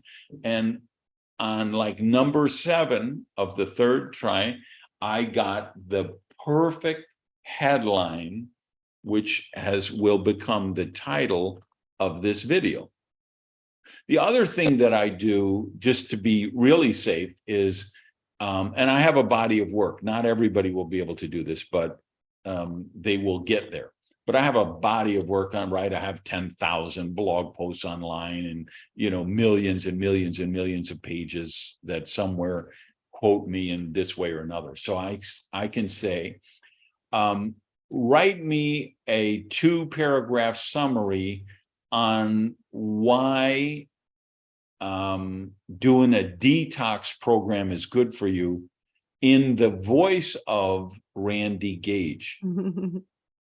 And then it actually knows enough about me that it writes it. And I would say it's 60% in my voice at this point, but hell, in a month, it might be at 80%. And in 3 months, it might be at 92.67% because it's advancing so rapidly. But by doing that in my voice, I have, again, much less risk of plagiarism. And then the other risk is I could say, ChatGPT, give me a great detox program. And it could say, well, the best detox is battery acid because it's so corrosive, it will eat through all of the bad bacteria in your intestine and kill it all. And then it will forget to mention, and then you're going to die. Yeah. Right? Oh. People think, oh, if it comes from ChatGPT, it It must must be be true. legitimate. It must be true. And that's not the case. Because Right. if somebody went out and posted a bunch of stupid shit on how to do detoxes, it doesn't know the difference between stupid shit and informed stuff. So, and again, remember the core tenet of our profession is not does it work, but does it duplicate? For And sure. if we're going to think that, okay, when we do our new distributor orientation, we're going to teach them how to work with artificial intelligence, forget it. You just ruled out 99% of, if you, I think, I don't remember, but I think, I don't know if you were in this. So Jaime and I have this Prodigy Council. This is which you and Lou are members of, right? These are our highest level distributor and CEO coaching programs, and we meet on a monthly thing online, and then twice a year we meet in person, which is why you were in my home a couple of weeks ago when you referenced that earlier. But somebody asked a couple of months ago, it might have been even before you were in the program, they're like, well, I was just working with a guru and they told me that if I don't learn Chat GPT this month, my business will be collapsing. Oh my goodness. So what do you think of this guru? And Jaime and I were like, well, we think you should fire that guru because they don't understand anything about network marketing, because that's Yeah, just not true. I was just gonna say that like a lot of people are hiring coaches and mentors out there to help them build their business in network marketing, and they've never done network marketing.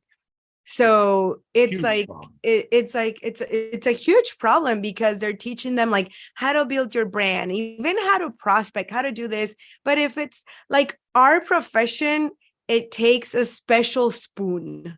Like you cannot eat it with a regular spoon. Like we need a very special spoon. So you should only be trained by people in network marketing. That's why like everything I train, it's because I do it on a daily basis, right? And I brought up the Chat GPT question because we were talking about creating copies for like your social media.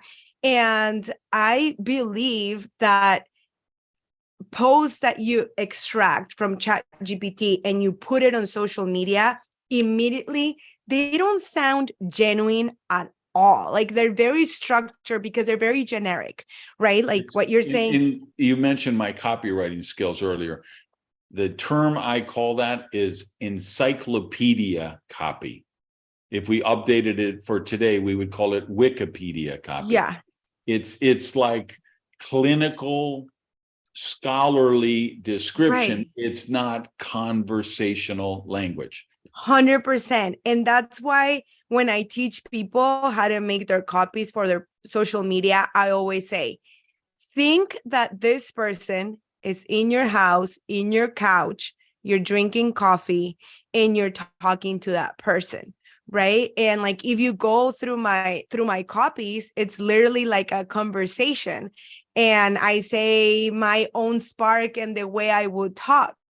And that's why right now there's this huge thing in social media where they try to be so perfect and there's so much production in the perfect copy that they're not themselves.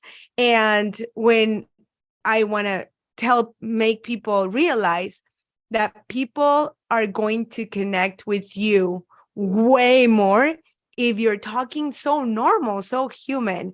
And that's why I brought up the question. I wanted to know your insight, and I love it. I'm 100% with you. There's nothing better than doing things simple, easy, and fast, right? And that's what works. And to riff off both that question and the earlier conversation of social media before it, I just had a client here and we were sketching out we've got their annual convention coming up in August. I said, listen, I want you to get me 6 to 8 leaders doing a video testimonial on why people should attend the conference. I want to put them together in a campaign. And they're like, oh, we don't think we have time by the time we get the video guy and schedule. No. I don't want any video guy. I want homemade videos on their smartphone. I don't want them in suit and tie. If they got, hey, great, we got leaders who make $50K a month and they got a sexy Ferrari, do a video from the Ferrari, okay? You got somebody who loves to play tennis, give me a video from the tennis court. Somebody who's working out, give me a video from the gym. Someone else, I want to just sit in your kitchen with the blender behind you and the toaster and the microwave. Real people, no makeup, no stage lighting, just, hey, I'm this rank with the company. So, we'll edify you at that rank. And so people will know, hey, this is a person who's making $35,000 a month. And they're telling me this is why I have to get to the convention. It's the what people fall for, what they think is, I need to make this show business, but it's not the show business. It's the authenticity and the vulnerability and the personal connection. 100%. That you will never go wrong with that. Never, ever, ever. Like being you, it's good enough, right? Like being your story is good enough. Like where you're at is good enough. Like what you have right now, it's good enough to go out there. Like you don't have to wait. You don't have to pretend. You don't have to. It's what has worked for me, right? I had a girl the other day, like I met her in person, and she's like, oh my gosh, Angie, you're the same person in the camera than in real life. I'm like, wait, what? Should I be like a different person? Like, she's like, well, like sometimes I follow people on social media. They're all happy, this and that. And when I meet them in person, they're a completely different person, right? And I think in this industry, we must do social media more, but just to show our message more and share our stories and how we're changing the world every single day. But there's, like in any profession, Randy, there's the good way to do it or first class to do it. And that's why I always push people to do it. We must do it first class. We must do it first class because it can be done first class. So you and Lou are doing a separate Instagram channel on how to do social media marketing? Yes. Okay, so send me that link and we'll put it in the show notes for people. Thank you. So bring us up to date. You migrated over to Instagram. Now we're July 2023. What platforms are you using right now? And like how often are you posting? What kind of posts? I'm going to show you. I'm going to give you like exactly, watch. So from Angie Health and Vibes, and everybody, they need to know this. The magic of the sale is in the DM. The magic of the sale is in the DM. Okay. So to get people to the DM, I sell 80% through stories. And I'm going to show you, I'm going to give you some examples right now. On Instagram. Yeah. On my stories on Instagram. And in Instagram, there is a section that's called stickers. And the section that's called stickers, you can do polls, you can do questionnaires. Like there's so many things that you can do. I use stickers a lot because polls a lot because, okay, let me show you an example. Because I like to teach, as you say, with real things that I do on a daily basis. So let's say I was doing, okay, I'm going to show you this video. It's in Spanish, but pretty much it's just so you get that. I'm making a juice right here. And I say, do this green juice with me. I use I'll put my volume down, but pretty much I use the subtitles because it's a feature under my stickers. But this orange box that you see right here, it says, send me a DM if you want to know everything about how to burn fat. That's it. Because great sticker. Because that's pretty much, and I have like little hands. But then the next story, right? I kind of boomerang my products. I'm not like, oh, buy this, buy this. It's a little boomerang. And I tend to cover the name of my products just to create curiosity. And then I use a sticker like this one. Muy interesante. You just Yeah, dropped another one of those truth bombs. You tend to cover the name of the product to create curiosity. for sure. It's all about, people are nosy. They always want to like, what is she covering up? So that's why I always cover it up. But look at this sticker, for example. This one is where I do my call to action right here. Mhm. So it's me, I'm telling a little bit more, but in the bottom, do you see where it says, quiero saber cómo trabajar con Angie and a heart? Yeah. It says, I want to know how to work with Angie, right? And it's a link because Instagram stories gives you a sticker where you can stick your link. So the link, when people click that, it redirects them to my WhatsApp. And I get a message that says, quiero trabajar con Angie, right? Yes. And every time, I promise, every time I do my sequence of my stories, but it all has a sequence. I do like 4 or 5 stories in a sequence. First, I'm working out, then I'm making my juice, then I'm showing you my lifestyle, and then I do my call to action, and then I give my little commercial every single time. Like right here, it's another video. It's a story, right? And Yeah. my little, oh, that's Shakira new song. I love it. You guys must listen to it. This girl, that's another story. But anyways, I'm showing. Side note, Shakira should be a hero for every person in network marketing, particularly women, because she's in this rat eat rat music industry, which is so exploitative. She directs her own videos. She runs her business. She's awesome. She's just amazing. She's awesome. That's why in her new video, like, she's queen, guys. Look at this. But anyways, back to MLM. So for example, I do a story of onboarding someone, and I'm going to translate it because I put it in Spanish, but it says, I love to help people every single day to be able to live with more energy, more mental clarity, and be able to feel confident in their skin. Thank you for all my community and that trust in me to be part of it. Welcome, Zaida. She's like my newest new distributor, right? So I'm just posting and I'm showing people like, hey, I'm onboarding people, but I'm not saying, come to my company, come to my company. So literally, when I do these posts, I get messages in my DM that says like, hey, Angie, like this one. She said, watch, I'm not lying. Like, look at this. She wrote me, hey, Angie, I hope you're doing great. Can you please send me more information about your products? Wait, now pull that away from the screen. I don't have my glasses on now. We're not giving somebody's private full name, phone number or anything, right? No, nothing, Okay. nothing like that. I didn't want somebody who you screen capped. And then we'll sue Randy. No, well, I think they'll sue like, you. That's Randy's show. That wasn't me. Okay. No, but I got an inbox that says, hey, Angie, I hope you're doing great. Can you please give me more information about your products that you have and how I'm able to distribute them, right? And it's called marketing of attraction. But I just want to end this little section with this because I teach about this.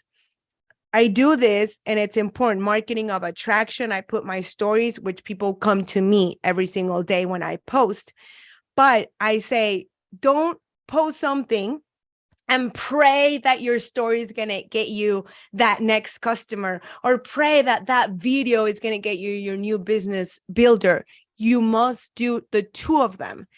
Marketing of attraction and marketing of action, right? Like marketing of attraction must be, the companion must be your skills on follow-up, on converting the conversation into a new sale, on closing, like it's all combined.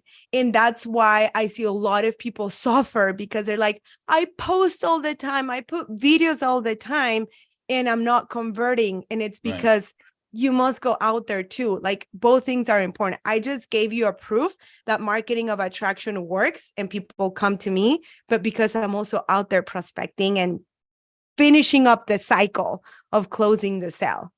So when you go through that cycle of 3 or 4 or 5 videos, over what period of time would that take place? So when I put up a story, as you know, they stay there for 24 hours only. That's why I love to do stories, because I can do all my commercials and they don't get like stuck on my feed, right? But the cycle usually, because the story will disappear in 24 hours, I will have in my DM at least 5 to 6 good conversations that I can then take them throughout my week, so I can have a presentation or 2, 3 presentations a day with qualified prospects. So the cycle is in that same week or in that same day that I see the DM closing. If it was 4 stories, would it be over 4 days then? No, because I do back to back. My story is back to back. So right? all at one time. All of them, they will be gone in 24 hours. So but you do all 4 stories or 5 stories in a sequence, and they would all be in one day and they would disappear 24 hours later. Yes. Okay, yes, good. Yes. Are you doing is everything on Instagram now? Or are you doing any other platforms? I just do Instagram and Facebook. Those are and I use WhatsApp obviously a lot, but mainly Instagram and Facebook. I use WhatsApp, and I'm going to give another bomb. The reason why I love WhatsApp, but I love WhatsApp to build communities. So for example, I say, if you want to be in my exclusive VIP WhatsApp group, write the word tips, let's say, and I'll get you closer to me.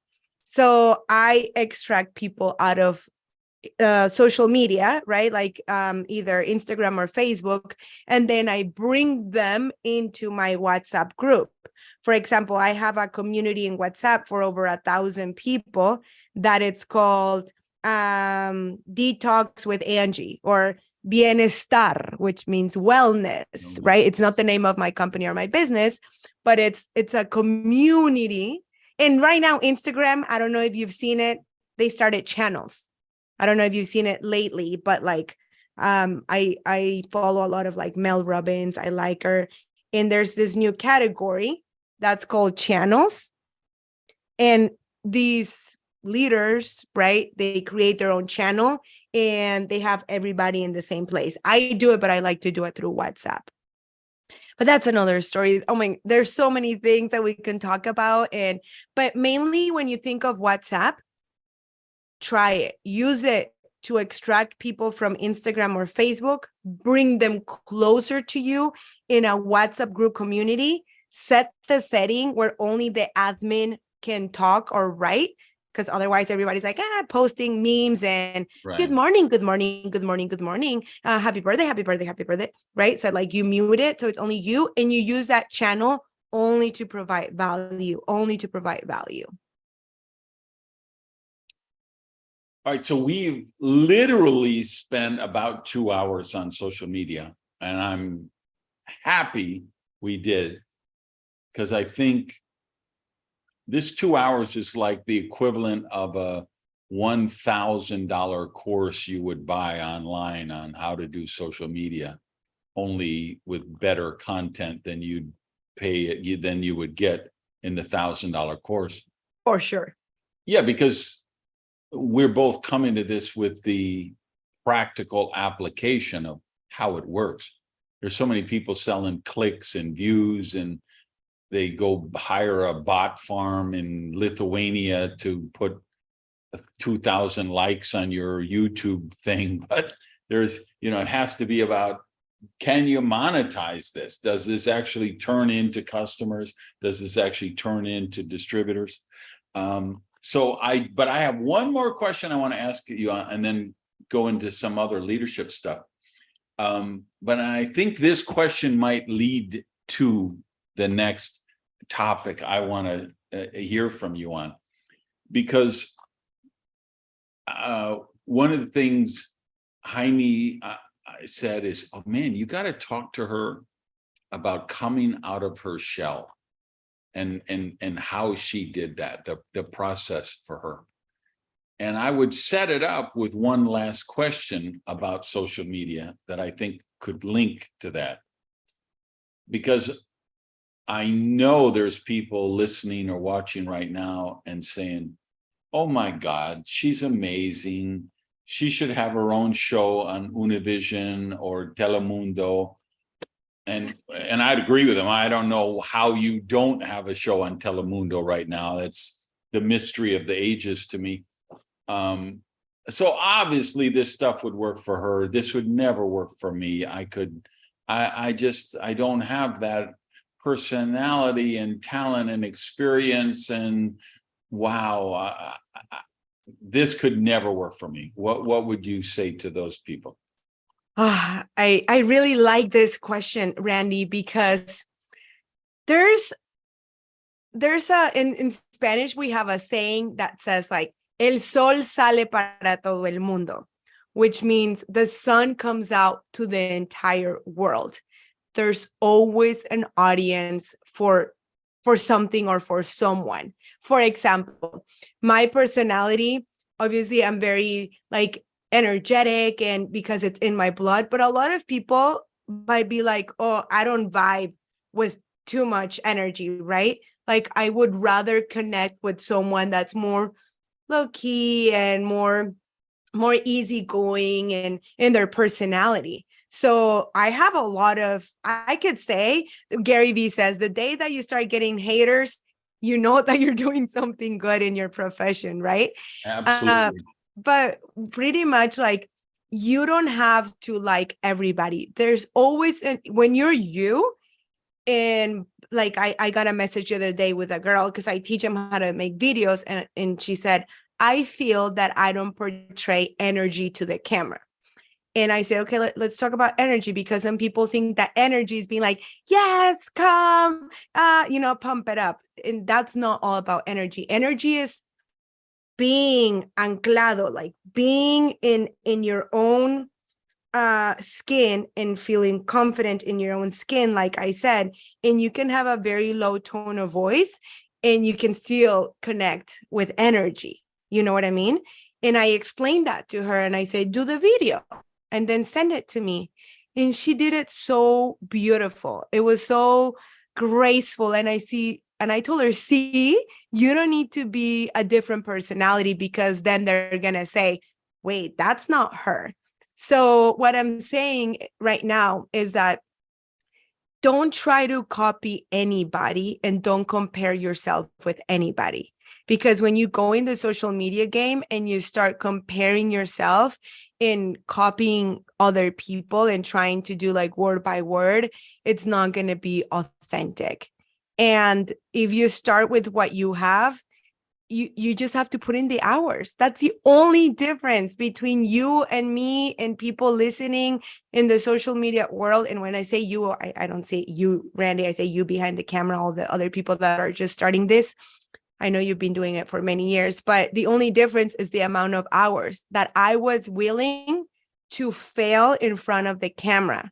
I was willing to say weird words in front of the camera. I was willing to I have a mentor that says you have to be bad before you're good.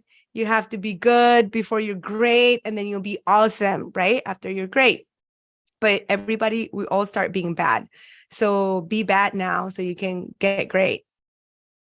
So what made Jaime think of that? What was the process for you coming out of your shell?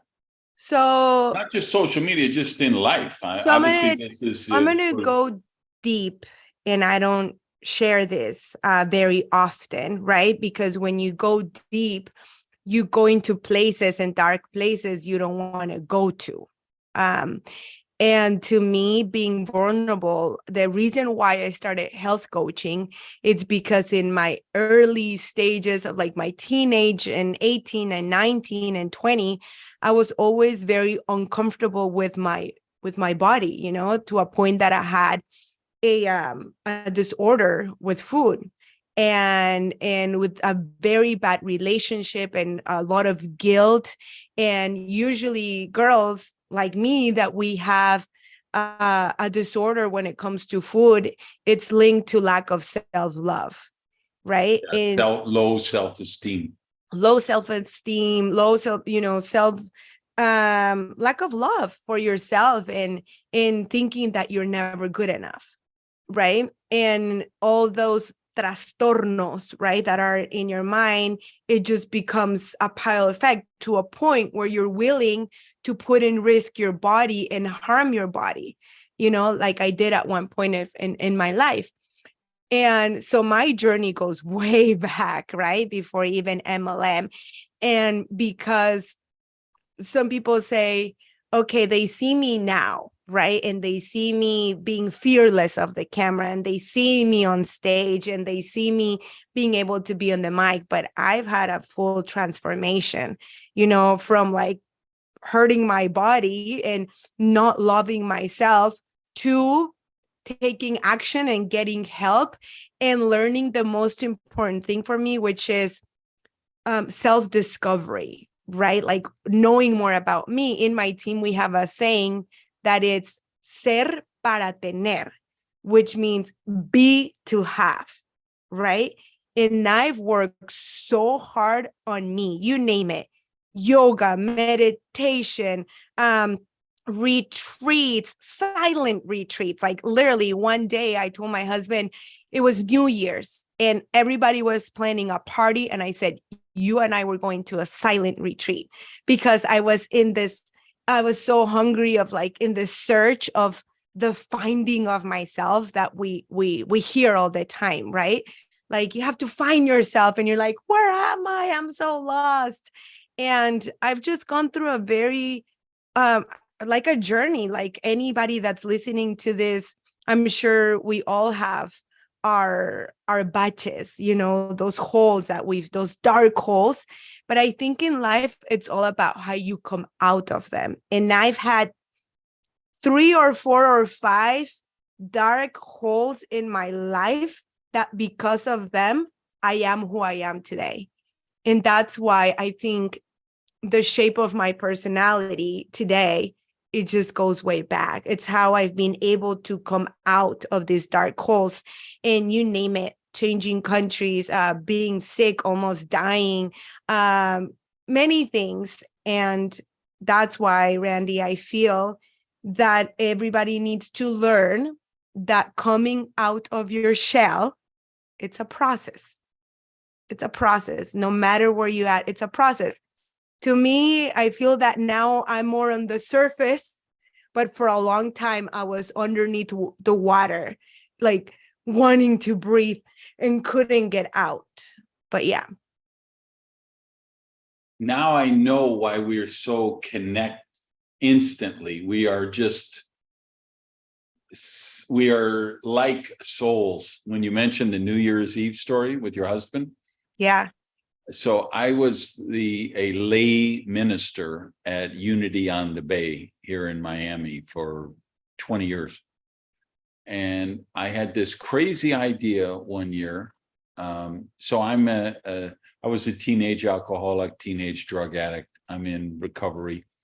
And a lot of people who come to the Unity Church and the Science of Mind Church are in various 12-step programs for whatever reason, because those churches are both of those churches are what we would call non-denominational churches.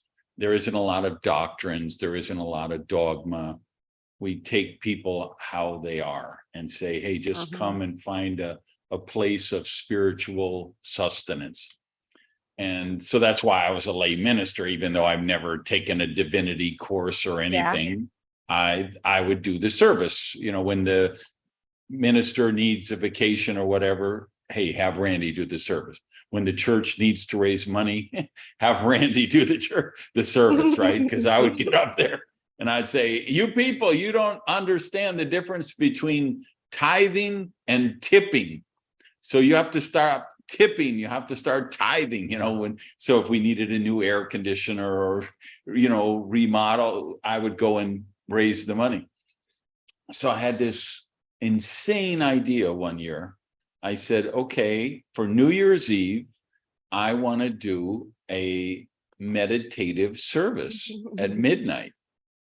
And instead of all the people who are at all those parties drinking and drugging and, trying to scare away their fears with loud noises and substances, let's just get together and we will, in a meditative prayer state, we will bring in the new year spiritually. And I put together a bunch of kind of meditative things and affirmations. And, at midnight, we had candles all around and we were holding hands and quiet. It was amazing. It was one of the most incredible spiritual experiences.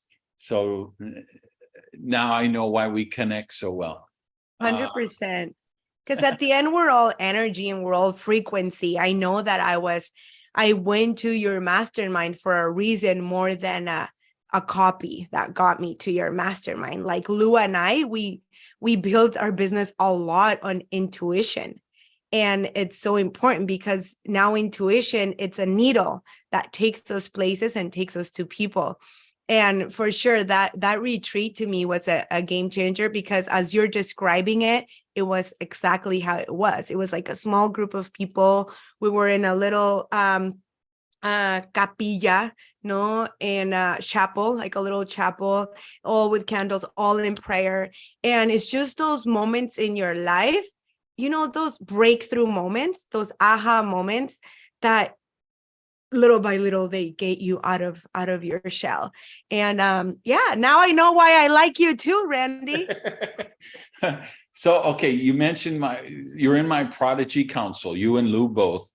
You were here in my home when we did the Miami retreat. We have the next one's probably going to be Costa Rica, or I don't know where. We're still working, but then we do every month a Zoom. Why are you in that mastermind? What would you tell, like, there's people who I know they look at that and they look at the price tag and say, wow, I don't know if I should make that investment in my career. What would you say to them? What does that coaching with Jaime and I mean to you guys? Okay. I'm going to tell you something, and this is something that comes from my husband too. So when you're in a moment of your life that things are moving forward, because sometimes things are stuck, right? And the only way to get the water moving so it doesn't stink, like, you need to make decisions and you need to move forward and you need to go with it. I cannot tell you the ripple effect of all the amazing things that have happened in my business in the past 2 months because I made the decision to be in your mastermind. Listen, not obviously your content inside the mastermind is amazing, right? It's life-changing, but I want to go in deeper. I made the decision to make a big investment, right? Every single month. And the reason why for the universe this is important, not because of the content I'm going to get from you. And like you said, I'm not going to tell you something that you don't know, right? But I'm giving a signal that I'm willing to bet more on me. I'm willing to invest more on me. Yes, I will get amazing value from you and Jaime. But after I made that decision, listen, what happened? I was in the lobby of my hotel. You don't know this. But there's a girl that I follow on social media. She's amazing. She has a great story. She's a great mentor as well. I someone I look up to. And I follow her. And the day before Lou and I were going back to Phoenix, who do I see in the lobby of my hotel? Her checking in. And I look at my sister, I'm like, can you freaking believe it? And she's like, of course, we're in a frequency where we decided to come to the mastermind. We invested this money and we just saw this other amazing MLM rock star in the lobby of our hotel, someone that you only see on the big screen and that you would never think you would see her in person. I hugged her. I got to talk to her. It was like so crazy. And that's why I'm in your mastermind, because I want to be in a level of frequency that it's way above any other levels of frequencies, because I believe in energy and I believe in the law of resonancia, which I don't know how to translate. Resonance. Because it's a law, like it exists, you know what I mean? And the people I met, like I'm great friends with Rafa now, and I'm great friends with Angie, mi tocallita, kisses to you. And these are people I want to surround myself with, right? And who gets the experience of being in the penthouse of Randy Gage, not because obviously your amazing view, but I'm eating pastelitos of guava, right? While Which Randy, I hand cooked, of course. right? When Randy he's in his sliders, you know, shoes, being so comfortable, right? And we're like, what do you guys want for snacks, right? Like, where should we book the dinner table for dinner? And, you know, like those things are like, it's way more of the theory that you can learn. You know what I mean? That's the reason why I'm in your mastermind, because once you're in this movement, mountains will move that you would never think that will move. I just heard recently, like your life can change in 6 months like this. And in this industry, one person, one change of paradigm can change your entire organization in less than 6 months. But it all starts with those very first decisions. And your mastermind by far has been the very first decision that made me uncomfortable. And I have to be real here. It made me uncomfortable. Should I put the credit card? Should I? Yes. Should I not? Maybe next month. Yes, no, yes, no. And it's this battle. And you're like, we're doing it, you know? And when you tell life, you're doing it. Because how many people live this life? Should I do this business? Should I not? Should I call the person? Should I not? Should I go to the convention? Should I not? Should I prospect online? Should I not? Should I do the video? Should I not? And in this yes or no, they never make the freaking decision. So that's why I pulled the trigger, and that's why I'm your mastermind. I love that you built on the energy vibration. People need to know this is not some woo-woo new age bullshit. This is physics. At the ultimate level, the device that people are watching and listening to this on, their body, this microphone, this desk, this pen in my hand, at its ultimate level, everything is energy. And if we go to a deeper level, it's energy vibrations. And what do we know about energy? Energy can be attracted, energy can be repelled. And that's why the self-development, the daily self-development happens. I wake up every day. I don't answer the phone. I don't answer the door. I don't leave the house until I have my energy vibrating at that level of consciousness. Just as you did when you manifested meeting your hero in that hotel lobby and were attracted to each other because you were vibrating at that level of consciousness. That's energy. I love that you put that example, because we don't leave our house without brushing our teeth, right? Because there's all that plaque, all those germs. It should be illegal to leave your house if you are not in the right set of mind, you know? And once I understood that, right? And I'm so happy I understood this. Now that I'm 39, I'll be 40 this year. And a lot of people don't get to talk about this until their late years, right? Or sometimes I'm like, oh, I wish I knew about all these things. And I wish they teach them in school, right? I wish like I teach my 4-year-old daughter now. I teach her to breathe, right? Through when she's like super in between a fit, right? I teach her to do gratitude every night. We do a little prayer in the family. I tell her every day, Great. like I'm hacking her brain. My husband and I say we're hacking her brain every single day. But it's, as you say, it's a daily practice. I love that. We're actually, you haven't seen it yet because it's not up, but by the time people watch this, the previous show will be Marco Passanante. And he just became a father for the first time with a daughter who's like 2.5 months old now. And we got to talk about how he's going to approach hacking her mind over, because I took him into the future and said, okay, 20 years later, how are you? What have you done with your daughter so that she is going to go out and be an amazing human being? What's your plan for that? And he has a fascinating answer. So you're going to love that one. What do you have on your list? What's next for you on your chop list with me? So I wrote the word momentum, and I wrote it like big, because the word momentum, we hear it so much in our industry. Like, I'm leaving momentum. I have to create momentum. Don't stop momentum. Like, who's this momentum? I have to meet this momentum person.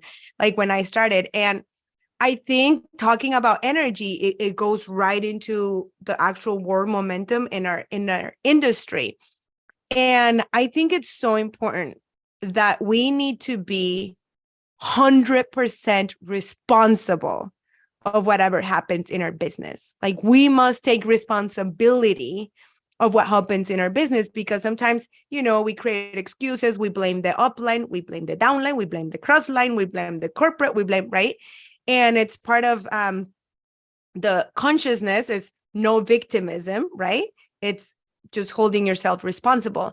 And we are responsible, which actually it's very exciting. If I tell you, Randy, like, you are responsible of creating your own momentum. It could either scare you or it could excite you, right? And the great news is that, to me, it excites me because then I'm responsible. Like, I can actually generate the energy in my team that it requires to create this momentum. But the most important thing is that once you're in it and you're in all this activity, is to don't stop, right? Like, I was talking to my sister. She's been doing this for 12 years, me 9 years. You must be thinking, yes, I said no for 3 years to her. And it was worth the wait. It was worth the wait. As she always says. She always says, she's the best recruit I've ever had. Of course, because I'm like, you must say that. No. But what I want to say, that I was on the phone with her and she's like, it's go time, sister. It's go time, sister. Like, we're traveling, we're going, we're doing. I've talked to my family. I'm going to need your support more than ever. Like, this is our time, right? This is our time to go. But I think when it comes to momentum is when your phone's ringing all the time, where you're doing validations all the time, where you're doing one-on-ones all the time, where you're having leadership talks with people. And to me, that's momentum, right? In our business, when just more people are talking about your opportunity, the more people that the phones are ringing pretty much. And I think, Randy, there's no one more expert than you to say how you keep that momentum going. And that's like an honest question for me, right? Like, how do you keep it going so it doesn't go stagnant? And I know you can't always be like this, but I told my sister, like, we need to have a strategy or something to juice as much as we can out of this, because it's not going to last forever. So while it lasts, while we can, that's my thought. I don't know. You have 40 years of experience, right? How can we juice it to the max? And because I know that maybe you made millions of dollars of something that was a 3-month momentum. Like, I know maybe in our industry it can happen, like something that you did with a laser focus, with a laser effort in our industry, thankfully, it can be something that you can still cash the check for years and years later if you did it right. Am I right? You, first of all, yes, you're right. You can do a season of growth that will create enough momentum and ripple effects to literally be cashing checks decades later. That's really important that you brought that up.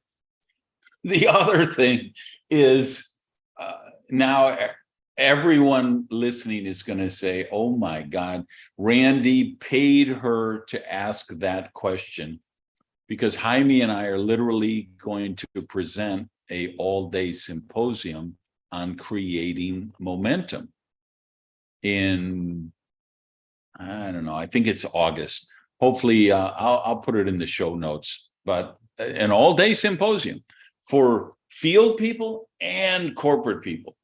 Because, yeah, I know the science of momentum. And I use that term very mindfully because I do believe it's a science. And I think there's 5 things that have to be in play for true momentum to happen. When I say true momentum, I mean hockey stick momentum. Every company has those slides. Everybody has that one slide in their PowerPoint with the hockey stick. Say, here's the growth, the company, and then you have exponential growth, which is momentum. And our company is right here at this spot where the exponential growth is just about to happen. Good thing you walked in here tonight instead of last night or tomorrow, because the dot is exactly at this point, right? And they all believe that because they don't know any better. They haven't actually experienced momentum. I have actually experienced momentum.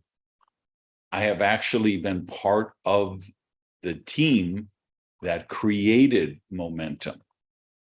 And not once, but twice. And to give people a context, I'm talking about momentum where you're adding between 10,000 to 40,000 distributors per month. So that's the level that we're talking about. So yes, like every startup company say, we're currently growing at 2,437% per month. We're the fastest growing company in network marketing. Well, that's true because you did $6,200 last month for the whole company. And this month you did 32,000. And right. Oh yes, but let's be real. Again, this is the locker room big kid conversations we have in this podcast. Real momentum is tens of thousands of people joining in a month.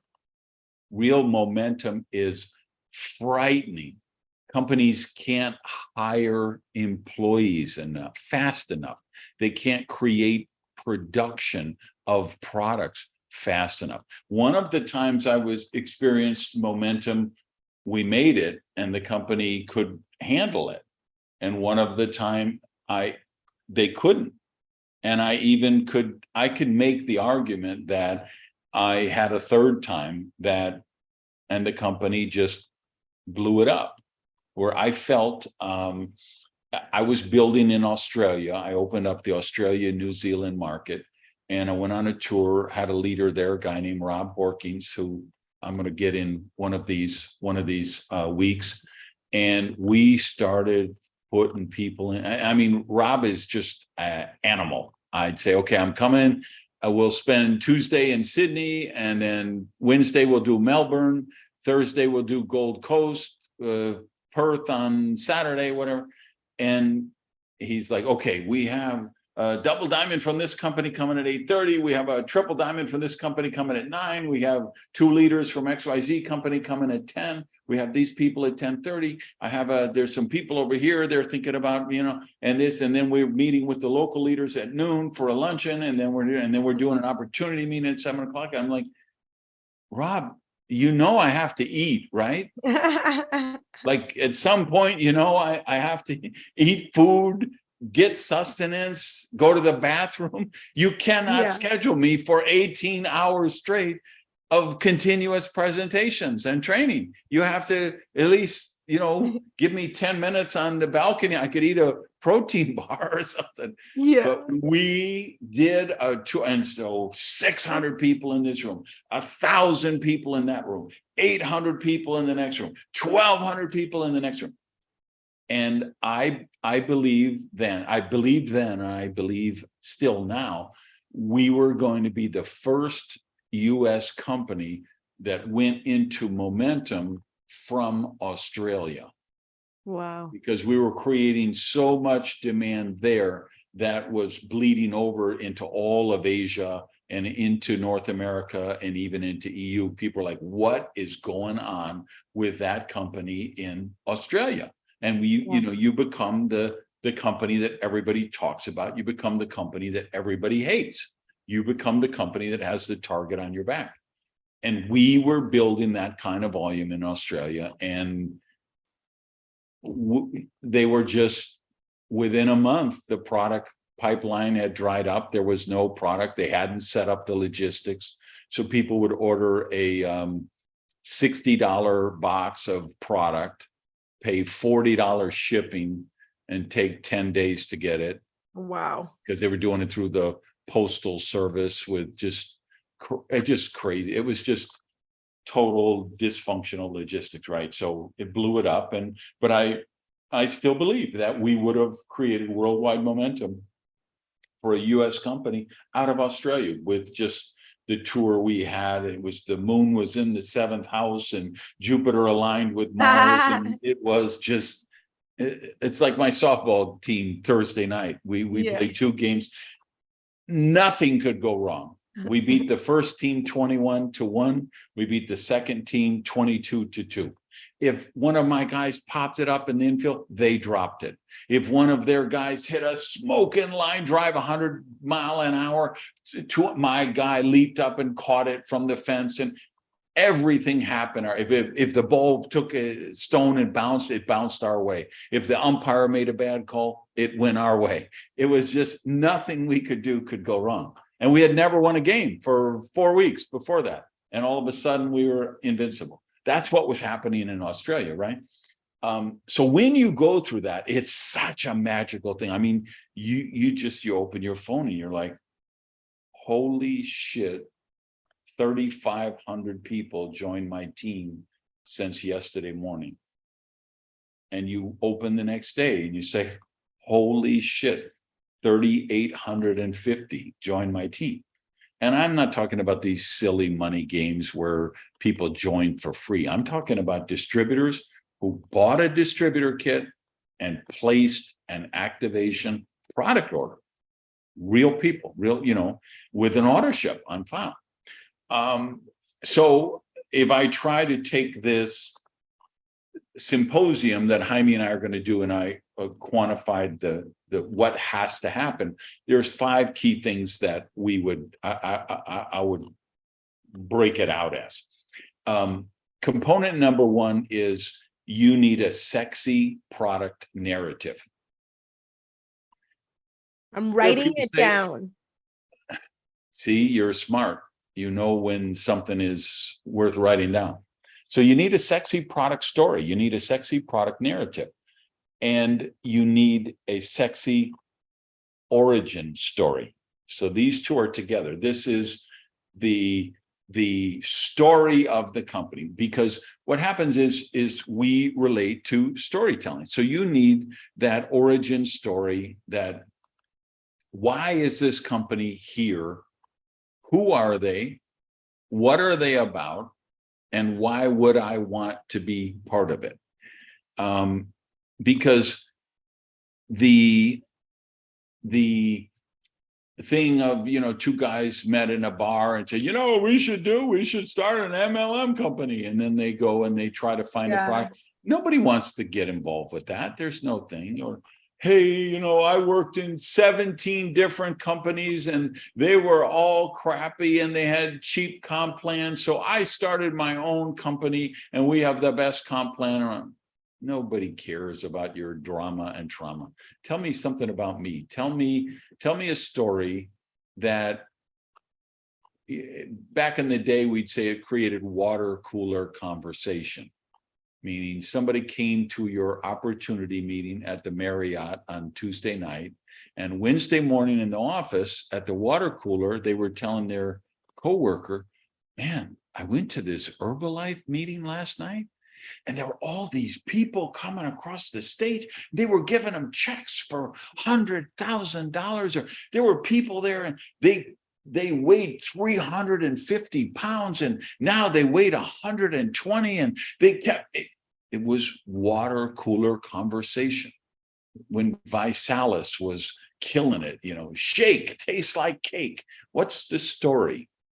What's the origin story of the company? And but most importantly, it has to be driven by a sizzle product. It has to be a product that will create, that can go viral. So back then we would say the water cooler conversation. Now we would say the TikTok conversation or the Instagram conversation. They're sharing that on social media. Hey, check out this link of this thing I saw. It created virality. So that's the first element that has to be in place. The second element has to be in place is money. They need a lot of money, because the days when you started an MLM on a kitchen table and you opened in 3 states and then you opened in 2 more states, it's tough to be perceived as a credible company now if you even just opening in 1 country. Oh, that's just a Colombian company. Oh, that's just a Belgium company. They're Right. like, come on, I know people all over Europe. Why are we? Hey, come on, you're just in the US, you're not in Canada, you're not in Mexico. We have all, so it takes a lot of money. Clients call me and say, hey, I'm starting an MLM. I want to hire you as a consultant, help us design the comp plan. Oh, okay, great. What's your budget for opening the company? Oh, we got $1 million. You know what? I love that you're talking about the budget, because I think it applies also for us as leaders. Because I remember, like, I invested so much money to travel to see so many people that weren't even as committed, to build the business. And once our husbands, Lourdes and my husband, say, do you want to go through the bank statements to see all the money that you guys have spent on traveling and all of these things? And like, if we weren't prepared, like, that's also internally us as leaders to open up new markets. Like, you need to be financially ready to go and travel and visit all these places. Now, imagine when it comes to a company opening up a new country, I'm sure you got to have a really good budget to do that. So I love that you're talking about that, because I lived it in a lower scale. Excellent points. Let me spin off a couple of things from what you said about the distributors. Same thing. Yes, absolutely. We're saying, listen, it's start part-time, pick your own hours, everything, limited investment. That's all true. But if you want to get to the point where you're making $100,000 a month bonus check, at some point you're going to have to take the leap of faith. Right. At some point you're going to say, okay, I'm going to reinvest everything I'm making into my company. Like when I sponsor a new team member today, I'm saying, I don't want you to take any money out of the business for the first year. So whatever you're making in retail profits, whatever you're making in overrides, your commission, I want you pouring it all back in the business. Because you said you want it, unless they say, no, I'm just a retailer. I want to make $200 a month extra to pay off my credit cards or send my kids. The right expectations. Right. Right. But if somebody tells me, no, I want to make a career of this, I'm saying you shouldn't be taking anything out of your business in the first year or maybe 2. And you're going to reinvest it in self-development, tools, and building long distance lines. I And love so it. when we get to $5,000 a month, and now you want to quit your job because you matched your income, no, we're not going to quit your job. You're going to keep your job, and you're going to take this $5,000 a month, and you're going to start building long distance lines. Of course. I So it's love it. really good you point that out. Now go back to the company. So I say, I get a call, the company, they want me to be the consultant. And I say, okay, what's your budget? And they say, we got $1 million. I'll say, well, listen, I won't waste your time. I'm not going to take your money. I'd love to get you as a client, but you're going to be out of business in 90 days anyway, if you only have $1 million. So save your money, go do it something else. You don't have enough money to start a network marketing company with $1 million. You just don't.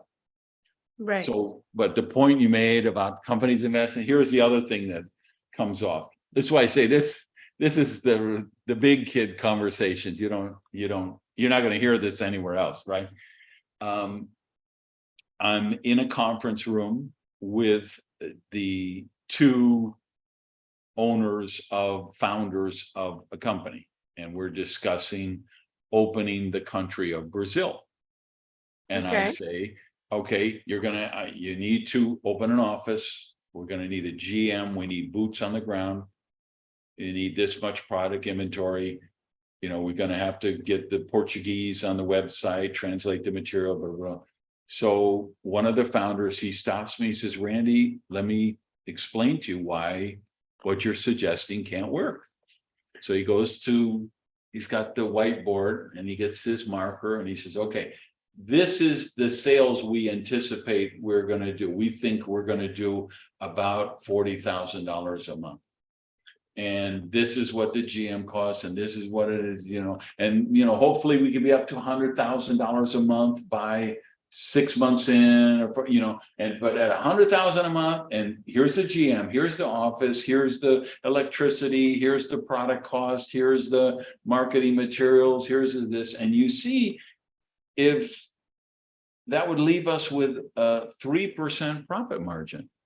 So we can't open a country and only make, so if we take in $100,000 and we only make $3,000, it's not it. The logistics, the numbers don't work. So we can't open an office to start, and we can't have a general manager to start.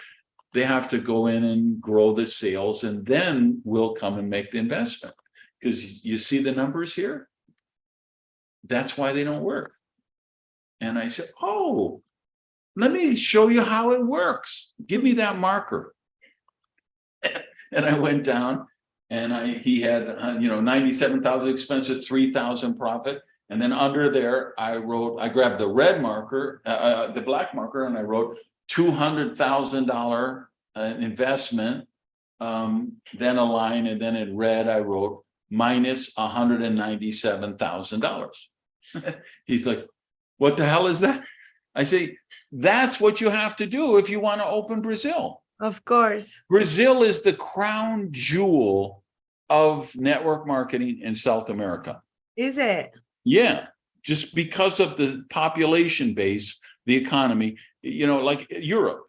Crown jewel of Europe to me, Germany, right? Different, you say different. If I'm going to go to, so South America, crown jewel is Brazil.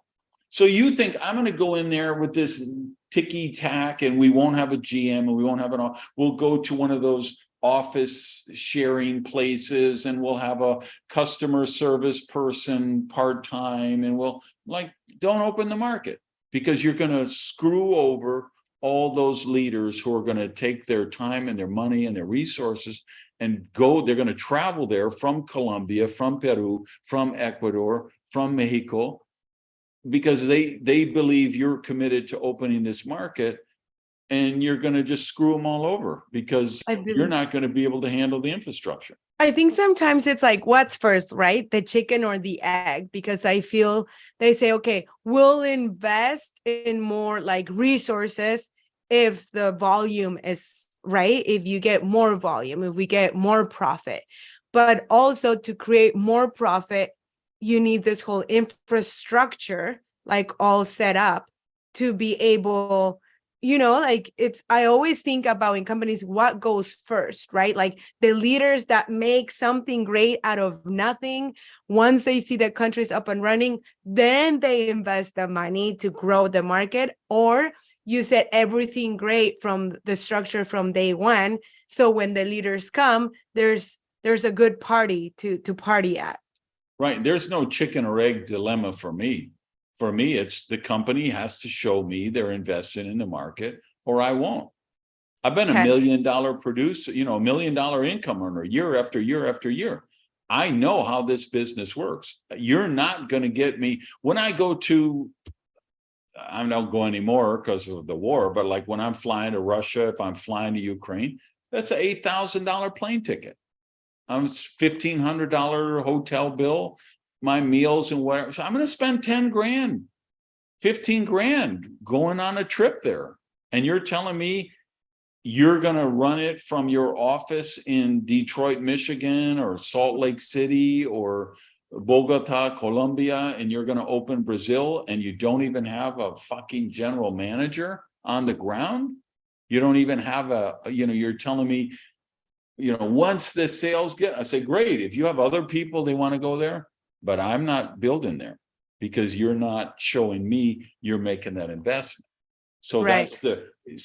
I mean, come on, if Amway wants to open Brazil, there's going to be a board meeting somewhere and they're going to say, okay, we need to open Brazil. What's the budget? And somebody's going to say, well, we need $1 million.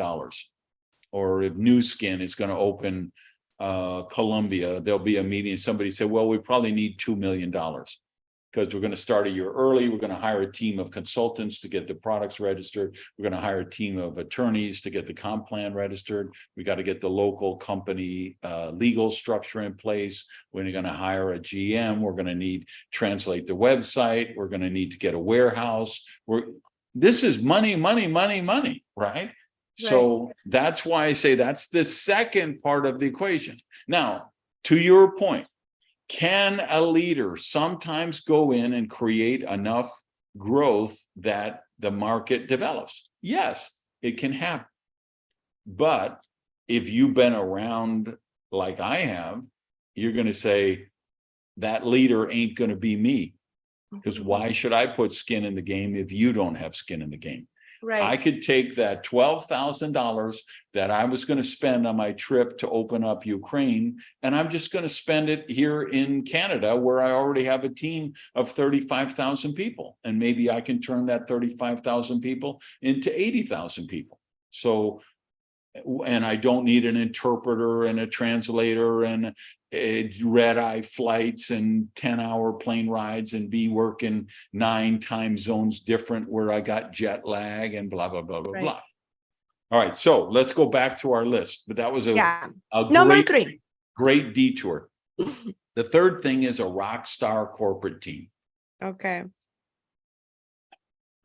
If it's a new company and they're whining and dining me and they're suggesting I should come as I want to know, okay, who's the CEO? Who's the president? Who's the VP of marketing? Is there a VP of sales? What kind of customer service team are you going to have? What's your facilities?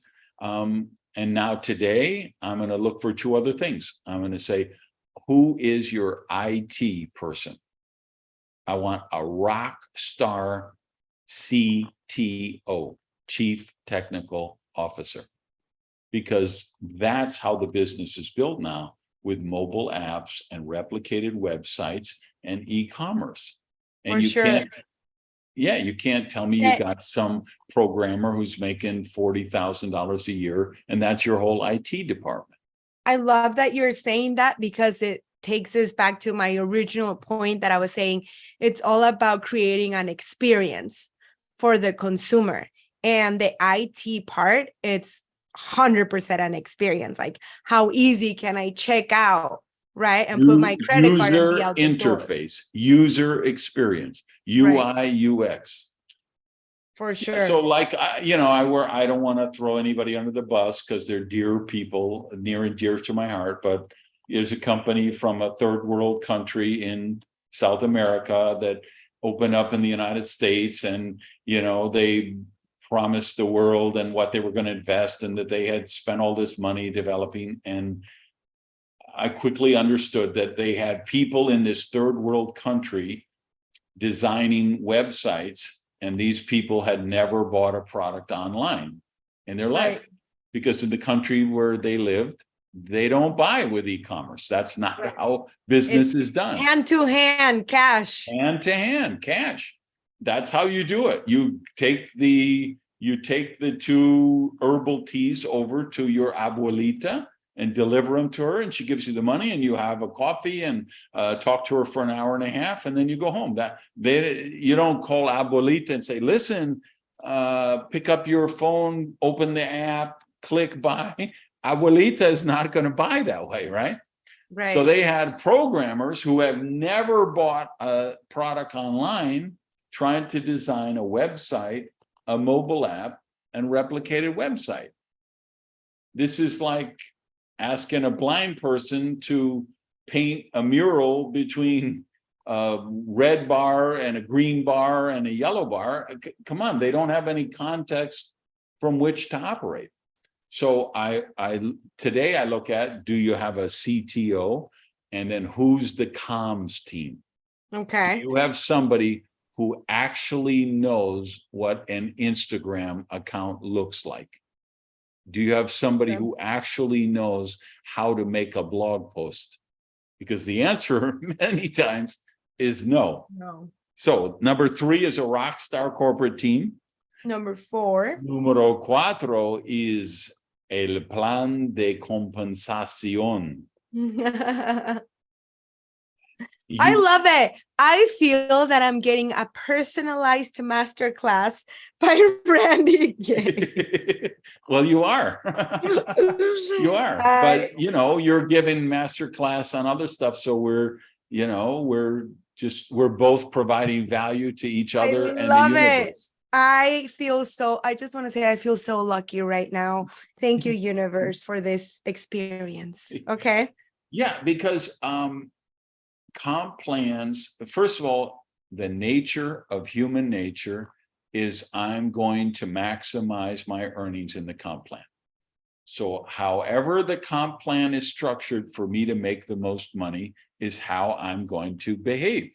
This is a law of the universe. It's stronger than gravity. If you think you can get your distributors to take behaviors that they will earn less money, then you need to back away from the crack pipe right now and call your therapist or go to the insane asylum, because it's not going to happen. It's the nature of human nature. If you show me, hey, the way I make the most money is I keep enrolling new people every month. I need 10 new people to make money, then that's what they will do. And they will never work on the 3rd level or the 5th level or the 15th level or the 50th level. You need a compensation plan that produces the right behavior, a plan that says, okay, you're going to want to build width, which is going to create income, but you also need to build depth, which is going to provide security. And we're going to incentivize you to go down and work at the lowest level in every line of the structure. And regardless of where they are placed in the structure, because we have stair-step breakaway companies, we have unilevel companies, we have binary companies. When I talk about the bottom of a line, I'm talking about the genealogy of Mary sponsored Becky, Becky sponsored Julio, Julio sponsored Magnus, Magnus sponsored Mohammed, Mohammed sponsored Lucinda, and you're going down to work with Lucinda, knowing that that's going to create momentum that works up the chain of the line, right? You got to have the compensation plan structure that rewards the proper behavior. I love it. Finalmente, número 5 is the field leadership. You've got to have field leadership who are critical thinkers, who understand how the business is actually done, who will actually do something that other people won't do, which is they might go to the company and say, hey, I'm making 125,000 a month. I love it. But I also recognize that at the tipping point rank, when people, which every company, every comp plan is going to have this, what I call a tipping point rank, which is when somebody makes the decision to become professional and make it a career. And at that point, that's where they make that investment that we were talking about a few minutes ago, where they say, okay, no, I have a great team in Miami. I have a great team in Dallas. I have a great team in LA and Detroit. I have a developing line in Montreal I need to work on. There's a great possible line in Toronto. I've got some people in Cancun. I've got some people in Chihuahua. I need to start every month. I'm going to take 2 trips and I'm going to go invest in building long distance lines. So now I need $8,000 a month to buy tickets because it's $2,000 to fly to Mexico and it's $1,800 to go to Toronto and whatever. And so, man, I'm going to need, if they're not making enough money at that tipping point rank, you'll never get that leadership development you're looking for. So you need somebody at the top of the structure who say, I love that I'm making 125 grand a month, but you know what? We probably should enhance the compensation plan and put a little more money down at this tipping point rank. And I'm willing to go down from 125K a month to 150K a month so we can develop more leaders. And I know that my 115 will go up to 150, and then we'll go up to 200,000 if we create the pipeline and we get this comp plan done right, so it keeps a career path where leaders are continually developing. You need a crazy person, right? There's at every field leadership, you need at least 3 crazy people who are willing to take on this seemingly impossible task. The analogy we like to use is hacking their way through the jungle, right? Right. You start here and here's where everybody begins. Here's where momentum is. Everybody wants to get to momentum, but in between the starting point and the momentum point is the jungle. And the jungle has mosquitoes with Zika virus and malaria, and there's deadly snakes, and there's lions and tigers and bears who want to eat you. And there's, for sure, there's natives with bow and arrows who are going to be shooting you in the back. And not everybody is going to survive the trek through the jungle. But some people, so those leaders, those are the crazy, insane people with the machetes who are chopping their way and they make a footpath. And then it becomes a dirt, a horse path. And then it becomes a dirt road. And then it gets paved, right? So at every stage as a company's developed, the analogy is what kind of road is going through the jungle. Because ultimately, once a company has hit momentum, they have an 8-lane superhighway going through the jungle. And the pioneers who made that, they are right in the middle of the jungle is the toll plaza. And all those leaders who were there early, being pioneers, they own the toll plaza. So every time somebody goes east on the 8-line highway, every time somebody goes west, there's that little decal on their car windshield, cha-ching, and it charges them 20 pesos to go through the toll booth. And they get a percentage of those 20 pesos. That takes visionary people and it takes risk takers, right? When a company is a startup company, it's a different dynamic than a mature company. Now, you can catch a company at any point in time. Right? You could join a 7-year-old company, which is doing $200 million a year, and they have a 1-lane paved road through the jungle. And you can make a nice income with that. You could join a 12-year-old company that's doing $400 million, and they have a 2-lane paved highway through the jungle, right? But if you're a savvy entrepreneur, you probably don't want to join the company that already has an 8-lane superhighway. because you're not going to own the toll booth, right? It's For a sure. different personality of entrepreneur who's willing to hack their way through the jungle. So when you, depending on the kind of company the state your company is at, and this is why people love startups, they love the ground floor stories, right? Now the smart thing, the important thing is you have to understand, just because something is a startup doesn't mean you're going to make it and get rich. Because Right. sometimes you join at the ground floor and you find out later there's a basement. Right? So you join at the ground floor and now you're in the basement 3 levels down in the parking garage because they didn't have the money, or they didn't have the rock star corporate team, they didn't have the product story, or you know what I mean? They didn't have the right comp plan. So that's the kind of stuff we're going to cover in this symposium. And then obviously we'll spend a great deal of time on that field leadership stuff, because this is where you earn the big bucks, where you say, okay, I've got 18 personally sponsored diamonds in my team. 7 of them are in Miami, where I am. So there's 8 of us, and these are my close friends that started with me, and we got 8 diamonds here in Miami. But if we sit here in Miami, the market is going to atrophy and it's going to die. I need to take my leaders out of Miami, and I need them doing meetings in Germany. And I have 3 diamonds in Germany, and they're good, but the people in Germany already heard their stories. I need to take the guys out of Germany and I need to send them to Netherlands. And I got to take my diamond in the Netherlands and send them to Miami, because now my Miami team is going to be all excited, because if it's me and it's Randy again, he's here every month, come on, why do I need to come this month? I've seen Randy the last 18 months. You're chopped liver, right? No matter how amazing you are, no one is a hero, and no one is a prophet in their own hometown.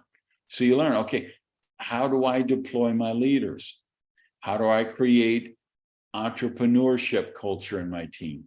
How do I create customer culture in my team? How do I create a culture of integrity? How do I create a culture of professionalism? The grinders in our business, they're all worried about the tactics. I need a script for millennials. I need a different script for Gen Y people. I need a script for baby boomers. I need outline. Those are tactics.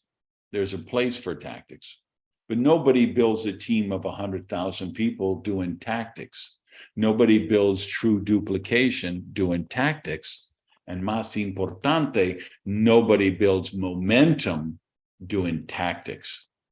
You build momentum doing culture, building belief and developing culture.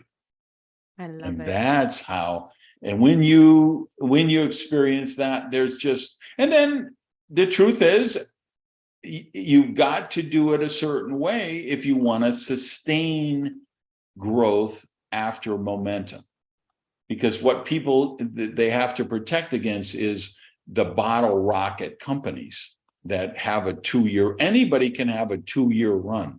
If you just do the hype and the smoke and mirrors, if you want to be a Monavie like Dallin Larson and, fly all leaders in from other companies in your private jet and give them runway deals, great. You're going to have an amazing 2-year run like Monavie did. And then it's going to crater. And you could do it with the con artist stuff, right? Look at Omega Pro and all the excitement they created. Look at Cifra and all the excitement they created. But at the end of the day, a Ponzi scheme is still a Ponzi scheme, and it's going to collapse. And even a legitimate company, if you haven't built out all of these 5 things, it'll be a bottle rocket company that goes up and goes down. You want to create a company that really hits that exponential growth. And then you've got to have the culture in place so that, and you will never attract the pioneers, because they will never come after you've done momentum. They'll say, no, you own the toll booth. I want to find somewhere that I could own the toll booth. That's just a reality. This is how it Right. is in the real world, kids. But you'll still, if you've done it right, you will attract continual growth, because people will say, I don't have to worry about dying of malaria. I don't have to worry about getting eaten by a tiger.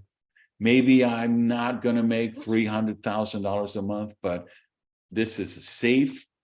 The product is proven. The comp plan works. The leadership is solid. They have a culture that is congruent with me, and I'm comfortable there. I'm growing as a person. I love the products. I would take these products even if I didn't get a check every month. I love the events. It's like I get together with other positive, like-minded people, and it grows me as a person. I'm getting my emotional needs met here, and you can still continue. You know, Amway is still growing. New Skin can, you know, they have markets where they're growing, because, and the other thing that can happen is now you're a mature company, but you're mature in only certain countries. And now there are new countries you could open where people can still own the toll booth in those countries. And so you can create growth that way. For sure. Hi, Randy. I feel so privileged. Really, I say it from the bottom of my heart to be getting firsthand. And I know when people listen to this episode, they're just gonna be like blown away from all this wisdom and everything that you're sharing.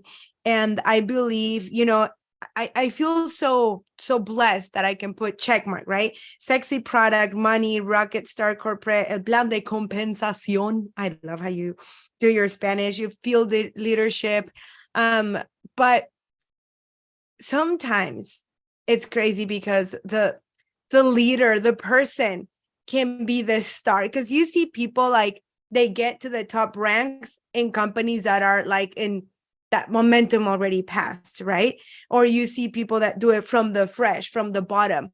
At the end of the day, yes, a lot of stars need to be aligned, like you mentioned, but the key ingredient is you, like what you want to make with what you have.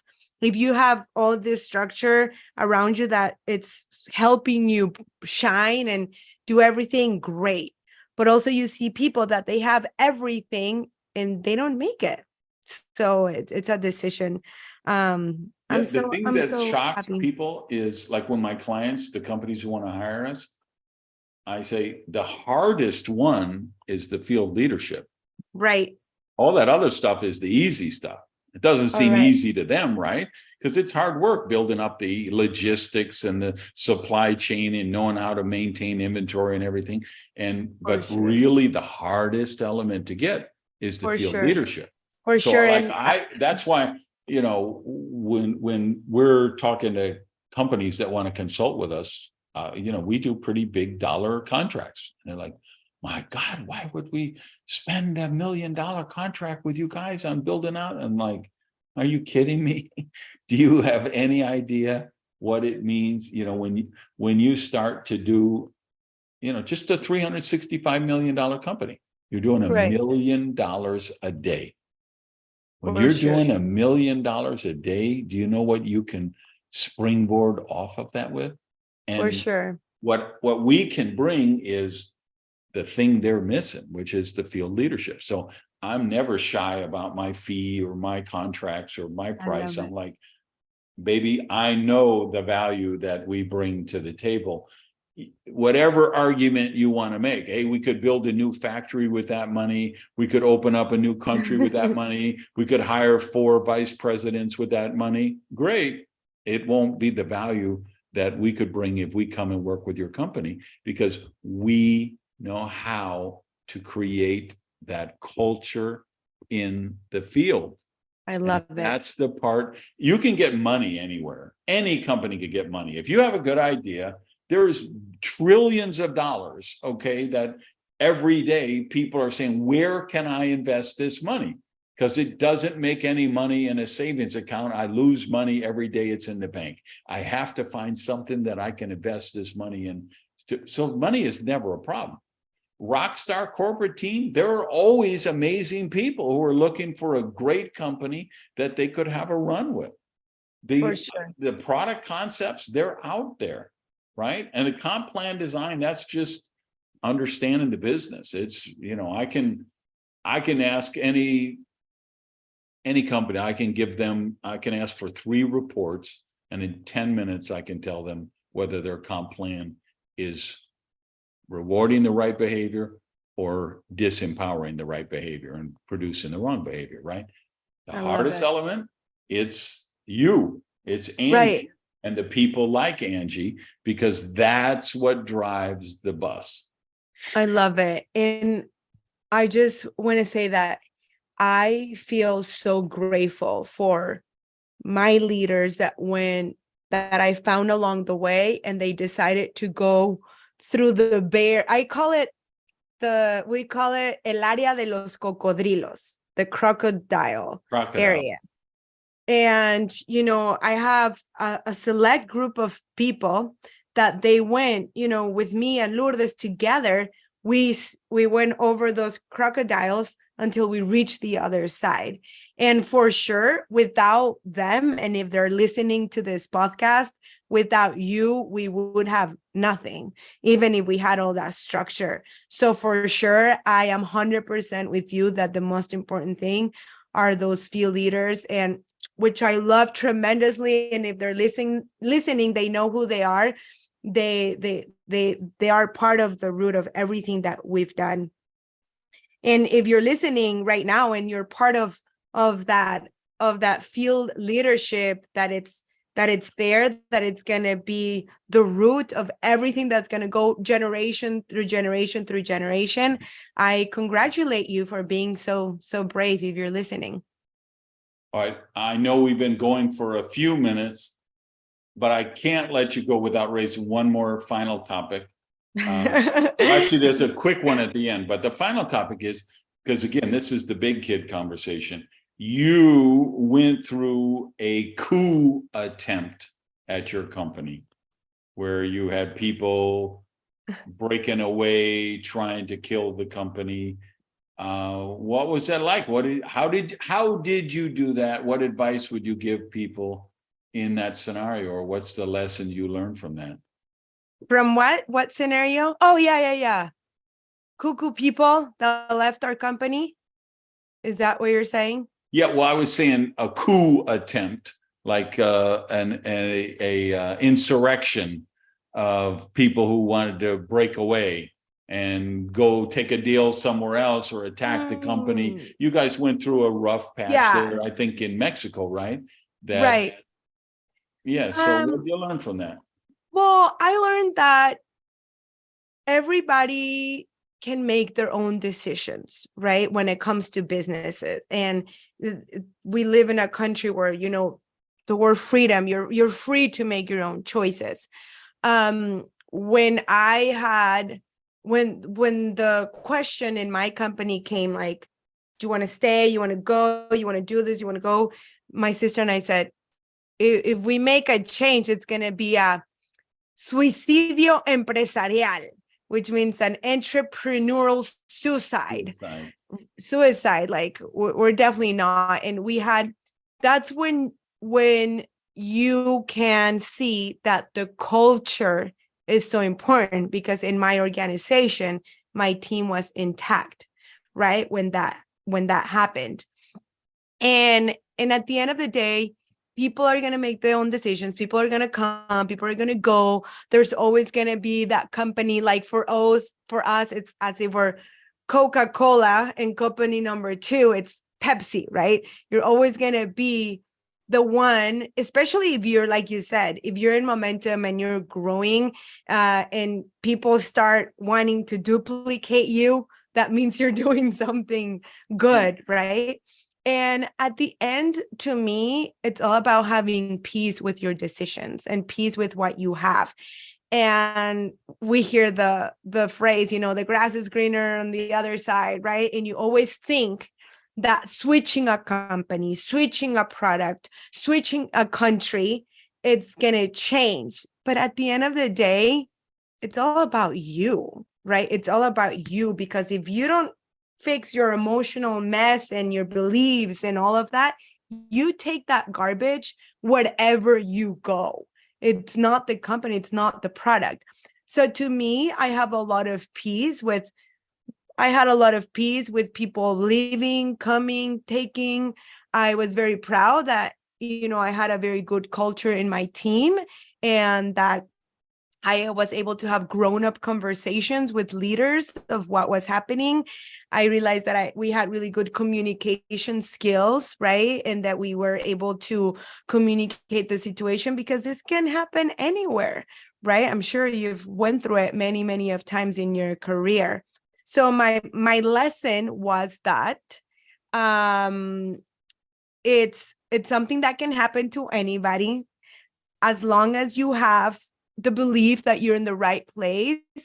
And it's okay to make an evaluation, right? It's okay to not to be so close-minded, right? To see what's going on, what's happening. But if at the end you make the decision, like my sister and I did, and my leaders, we're staying LiveVantage, it's our home. This is where we're at. This is where we're building our legacy now. And we were so thankful to everything that our company had done for us at that point, and we were loyal. I think that's the word. And I like loyalty, and I like when you build more than a check. You know what I mean? So I don't know, Randy. Those are big boy conversations, like you said, and that's why we talk about it in your show. But at the end of the day, I wish everyone the best. I'm never going to be the leader that's going to be talking crap about other people or other companies. Never. You will never hear me unless you get me very mad. No, just kidding. I'll never be that type of person, because I'm a true believer in karma and like all of those energies, like I mentioned before. But I think, you gotta be smart. You gotta be smart when you're in this profession, and every move that you make, a lot of people depend on your decisions. And we have a big responsibility as leaders on making the right decisions. And to me, the right decision in my mind, in my knowledge, in my heart, was to stay right where I was and continue building where I was. Amen.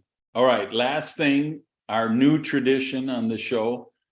I want to know the worst presentation nightmare you ever had, or the worst rejection you ever had. I love this. Well, I'm going to tell you the time that I was really, really, really nervous and presenting in front of someone was you. What? No, I'm just kidding. So let me so I give context. So we were at Randy's house and he's like, all right, everybody do your presentation, right? And because obviously we're there because we want to get better. And Randy, just for context, we were doing what I call hot seats, where we told people, bring us the outline of your presentation and let's look at the presentation flow to see if it's going to create the best results. Exactly. So obviously, I'm not afraid to give a presentation in front of people. But when it came to you, Lourdes was like with her elbows, like, do you get it ready? Do you get it ready? I'm like, which one am I gonna use? Because that's what we were talking at our hotel. It's like, did you hear that Randy's going to evaluate like our presentations and Jaime? And we're like, which one are we going to use? Which one are we going to show? Right. And it's like this feeling where you have to, like at school, you have to show something to your professor. It's so crazy how the mind works, right? All right. That's fun. And I love it. But that doesn't count. I want to know a real presentation to a real prospect that just ridiculed you or humiliated you or attacked you or you were doing a meeting somewhere and you flew somewhere where there's supposed to be 80 people and you got ghosted. Or what's your worst war story? Oh man, I have so many. Honestly, I don't even know which one to do. I'm gonna say I'm trying to say like how I can I not? Okay, I want to share this one. No, I'm not. I can't share this one. Okay. I can't put nobody on the spot. But something that really gave me a lot of anxiety. So the other day, this is just recent, like a distributor put somebody in front of me who's a prospect and I'm the expert, so I'm validating. And this guy was like super cuckoo. So I was talking, and in the middle of the presentation, he's like, I'm gonna stop you right there. He would like say to me, he's like, what you're saying is not the right sales technique. I'm a wolf. I'm a wolf. He started telling me, right? I'm like, breathe in. I have my newbie, right? Who put this crazy person in front of me. And I'm like, I would stop, right? I'm like, okay, so what is it exactly that you want to know about? He's like, I'm telling you, I want you to give me everything for free. If you want me to invest and be your business partner, I need to see that you're willing to invest in me. So he wanted me to give him his free pack, right? It went so crazy. It went so dysfunctional. And my biggest concern, it was like my newbie, right? That was experiencing. I'm like, I promise this is like once in a lifetime. Like in 9 years, I've only had this happen once or twice. Like this dude's crazy. Right. And I was getting so anxious. And every time I was trying to tell the guy, well, maybe this isn't for you, but I didn't want to say it because it was a prospect of the other person. I was trying to be super political. And he stopped me like every time. He's like, you shouldn't say that. You should do this. He said, it went nowhere. And the worst thing that like it went on for like 45 minutes to an hour of like, it was so painful. But I told my girl, like, you have to go through painful presentations with painful prospects like this to get to the good ones. That was a really bad one. Another one, my sister went, and like they were all from another country, so they didn't speak English, and my sister didn't find out till the end. So like she spoke for like 45 to an hour for nothing because like they couldn't even understand what she said. Oh my God. Yeah, we have tons of stories that we could share.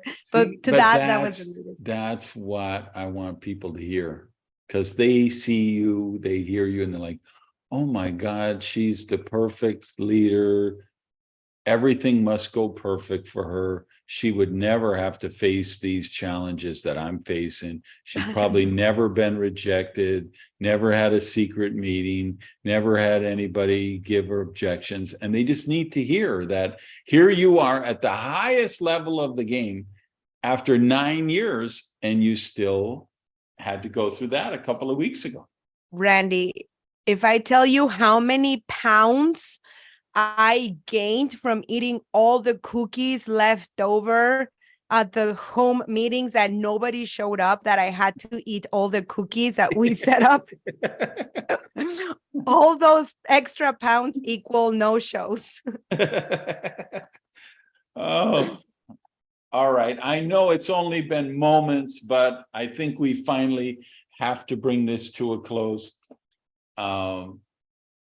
Well, before I wrap up, any last thought you want to say? Nothing, just thanking you for who you are, for what you've done in the last 40 years. I told my parents that I had we had a family get together, and I said, I have to be at 8 a.m. with Randy Gage. I said, he's a giant in this industry. So I was telling my parents about you.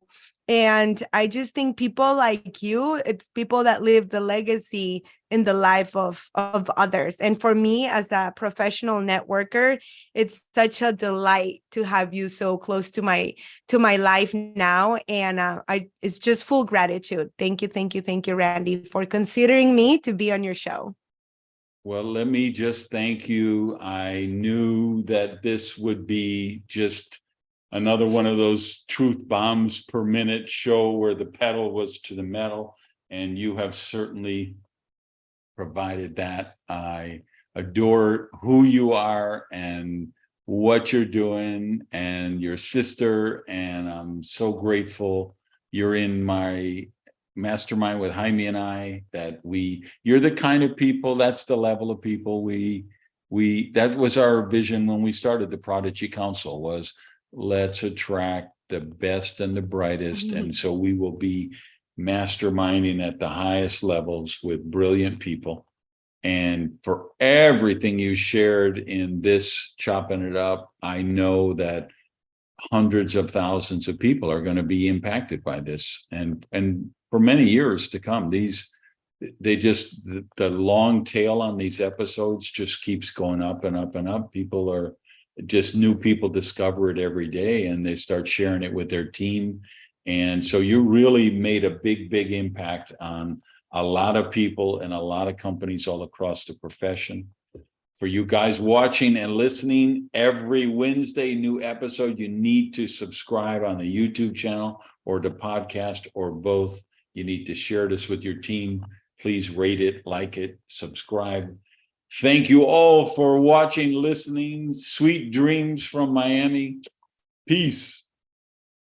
Ciao, ciao. Hey guys, I'm back, and I just want to thank you for listening or watching, and let you know, if you made it this far, you are a serious, credible leader. You're somebody committed to success, professionalism, and honing your craft, sharpening your saw. So I want to recommend a resource to you. It's a monthly newsletter called MLM Confidential. Leadership lesson every month, duplication lesson every month, something we call the dish, which is kind of the industry news, what's going on in the space, who's moving where, what company's shutting down, what company's opening up, what is the dish, the dirt of what's really going on behind the scenes that maybe the average person doesn't know. And there's a personal challenge every month. So check it out, mlmconfidential.com. I'll see you next week.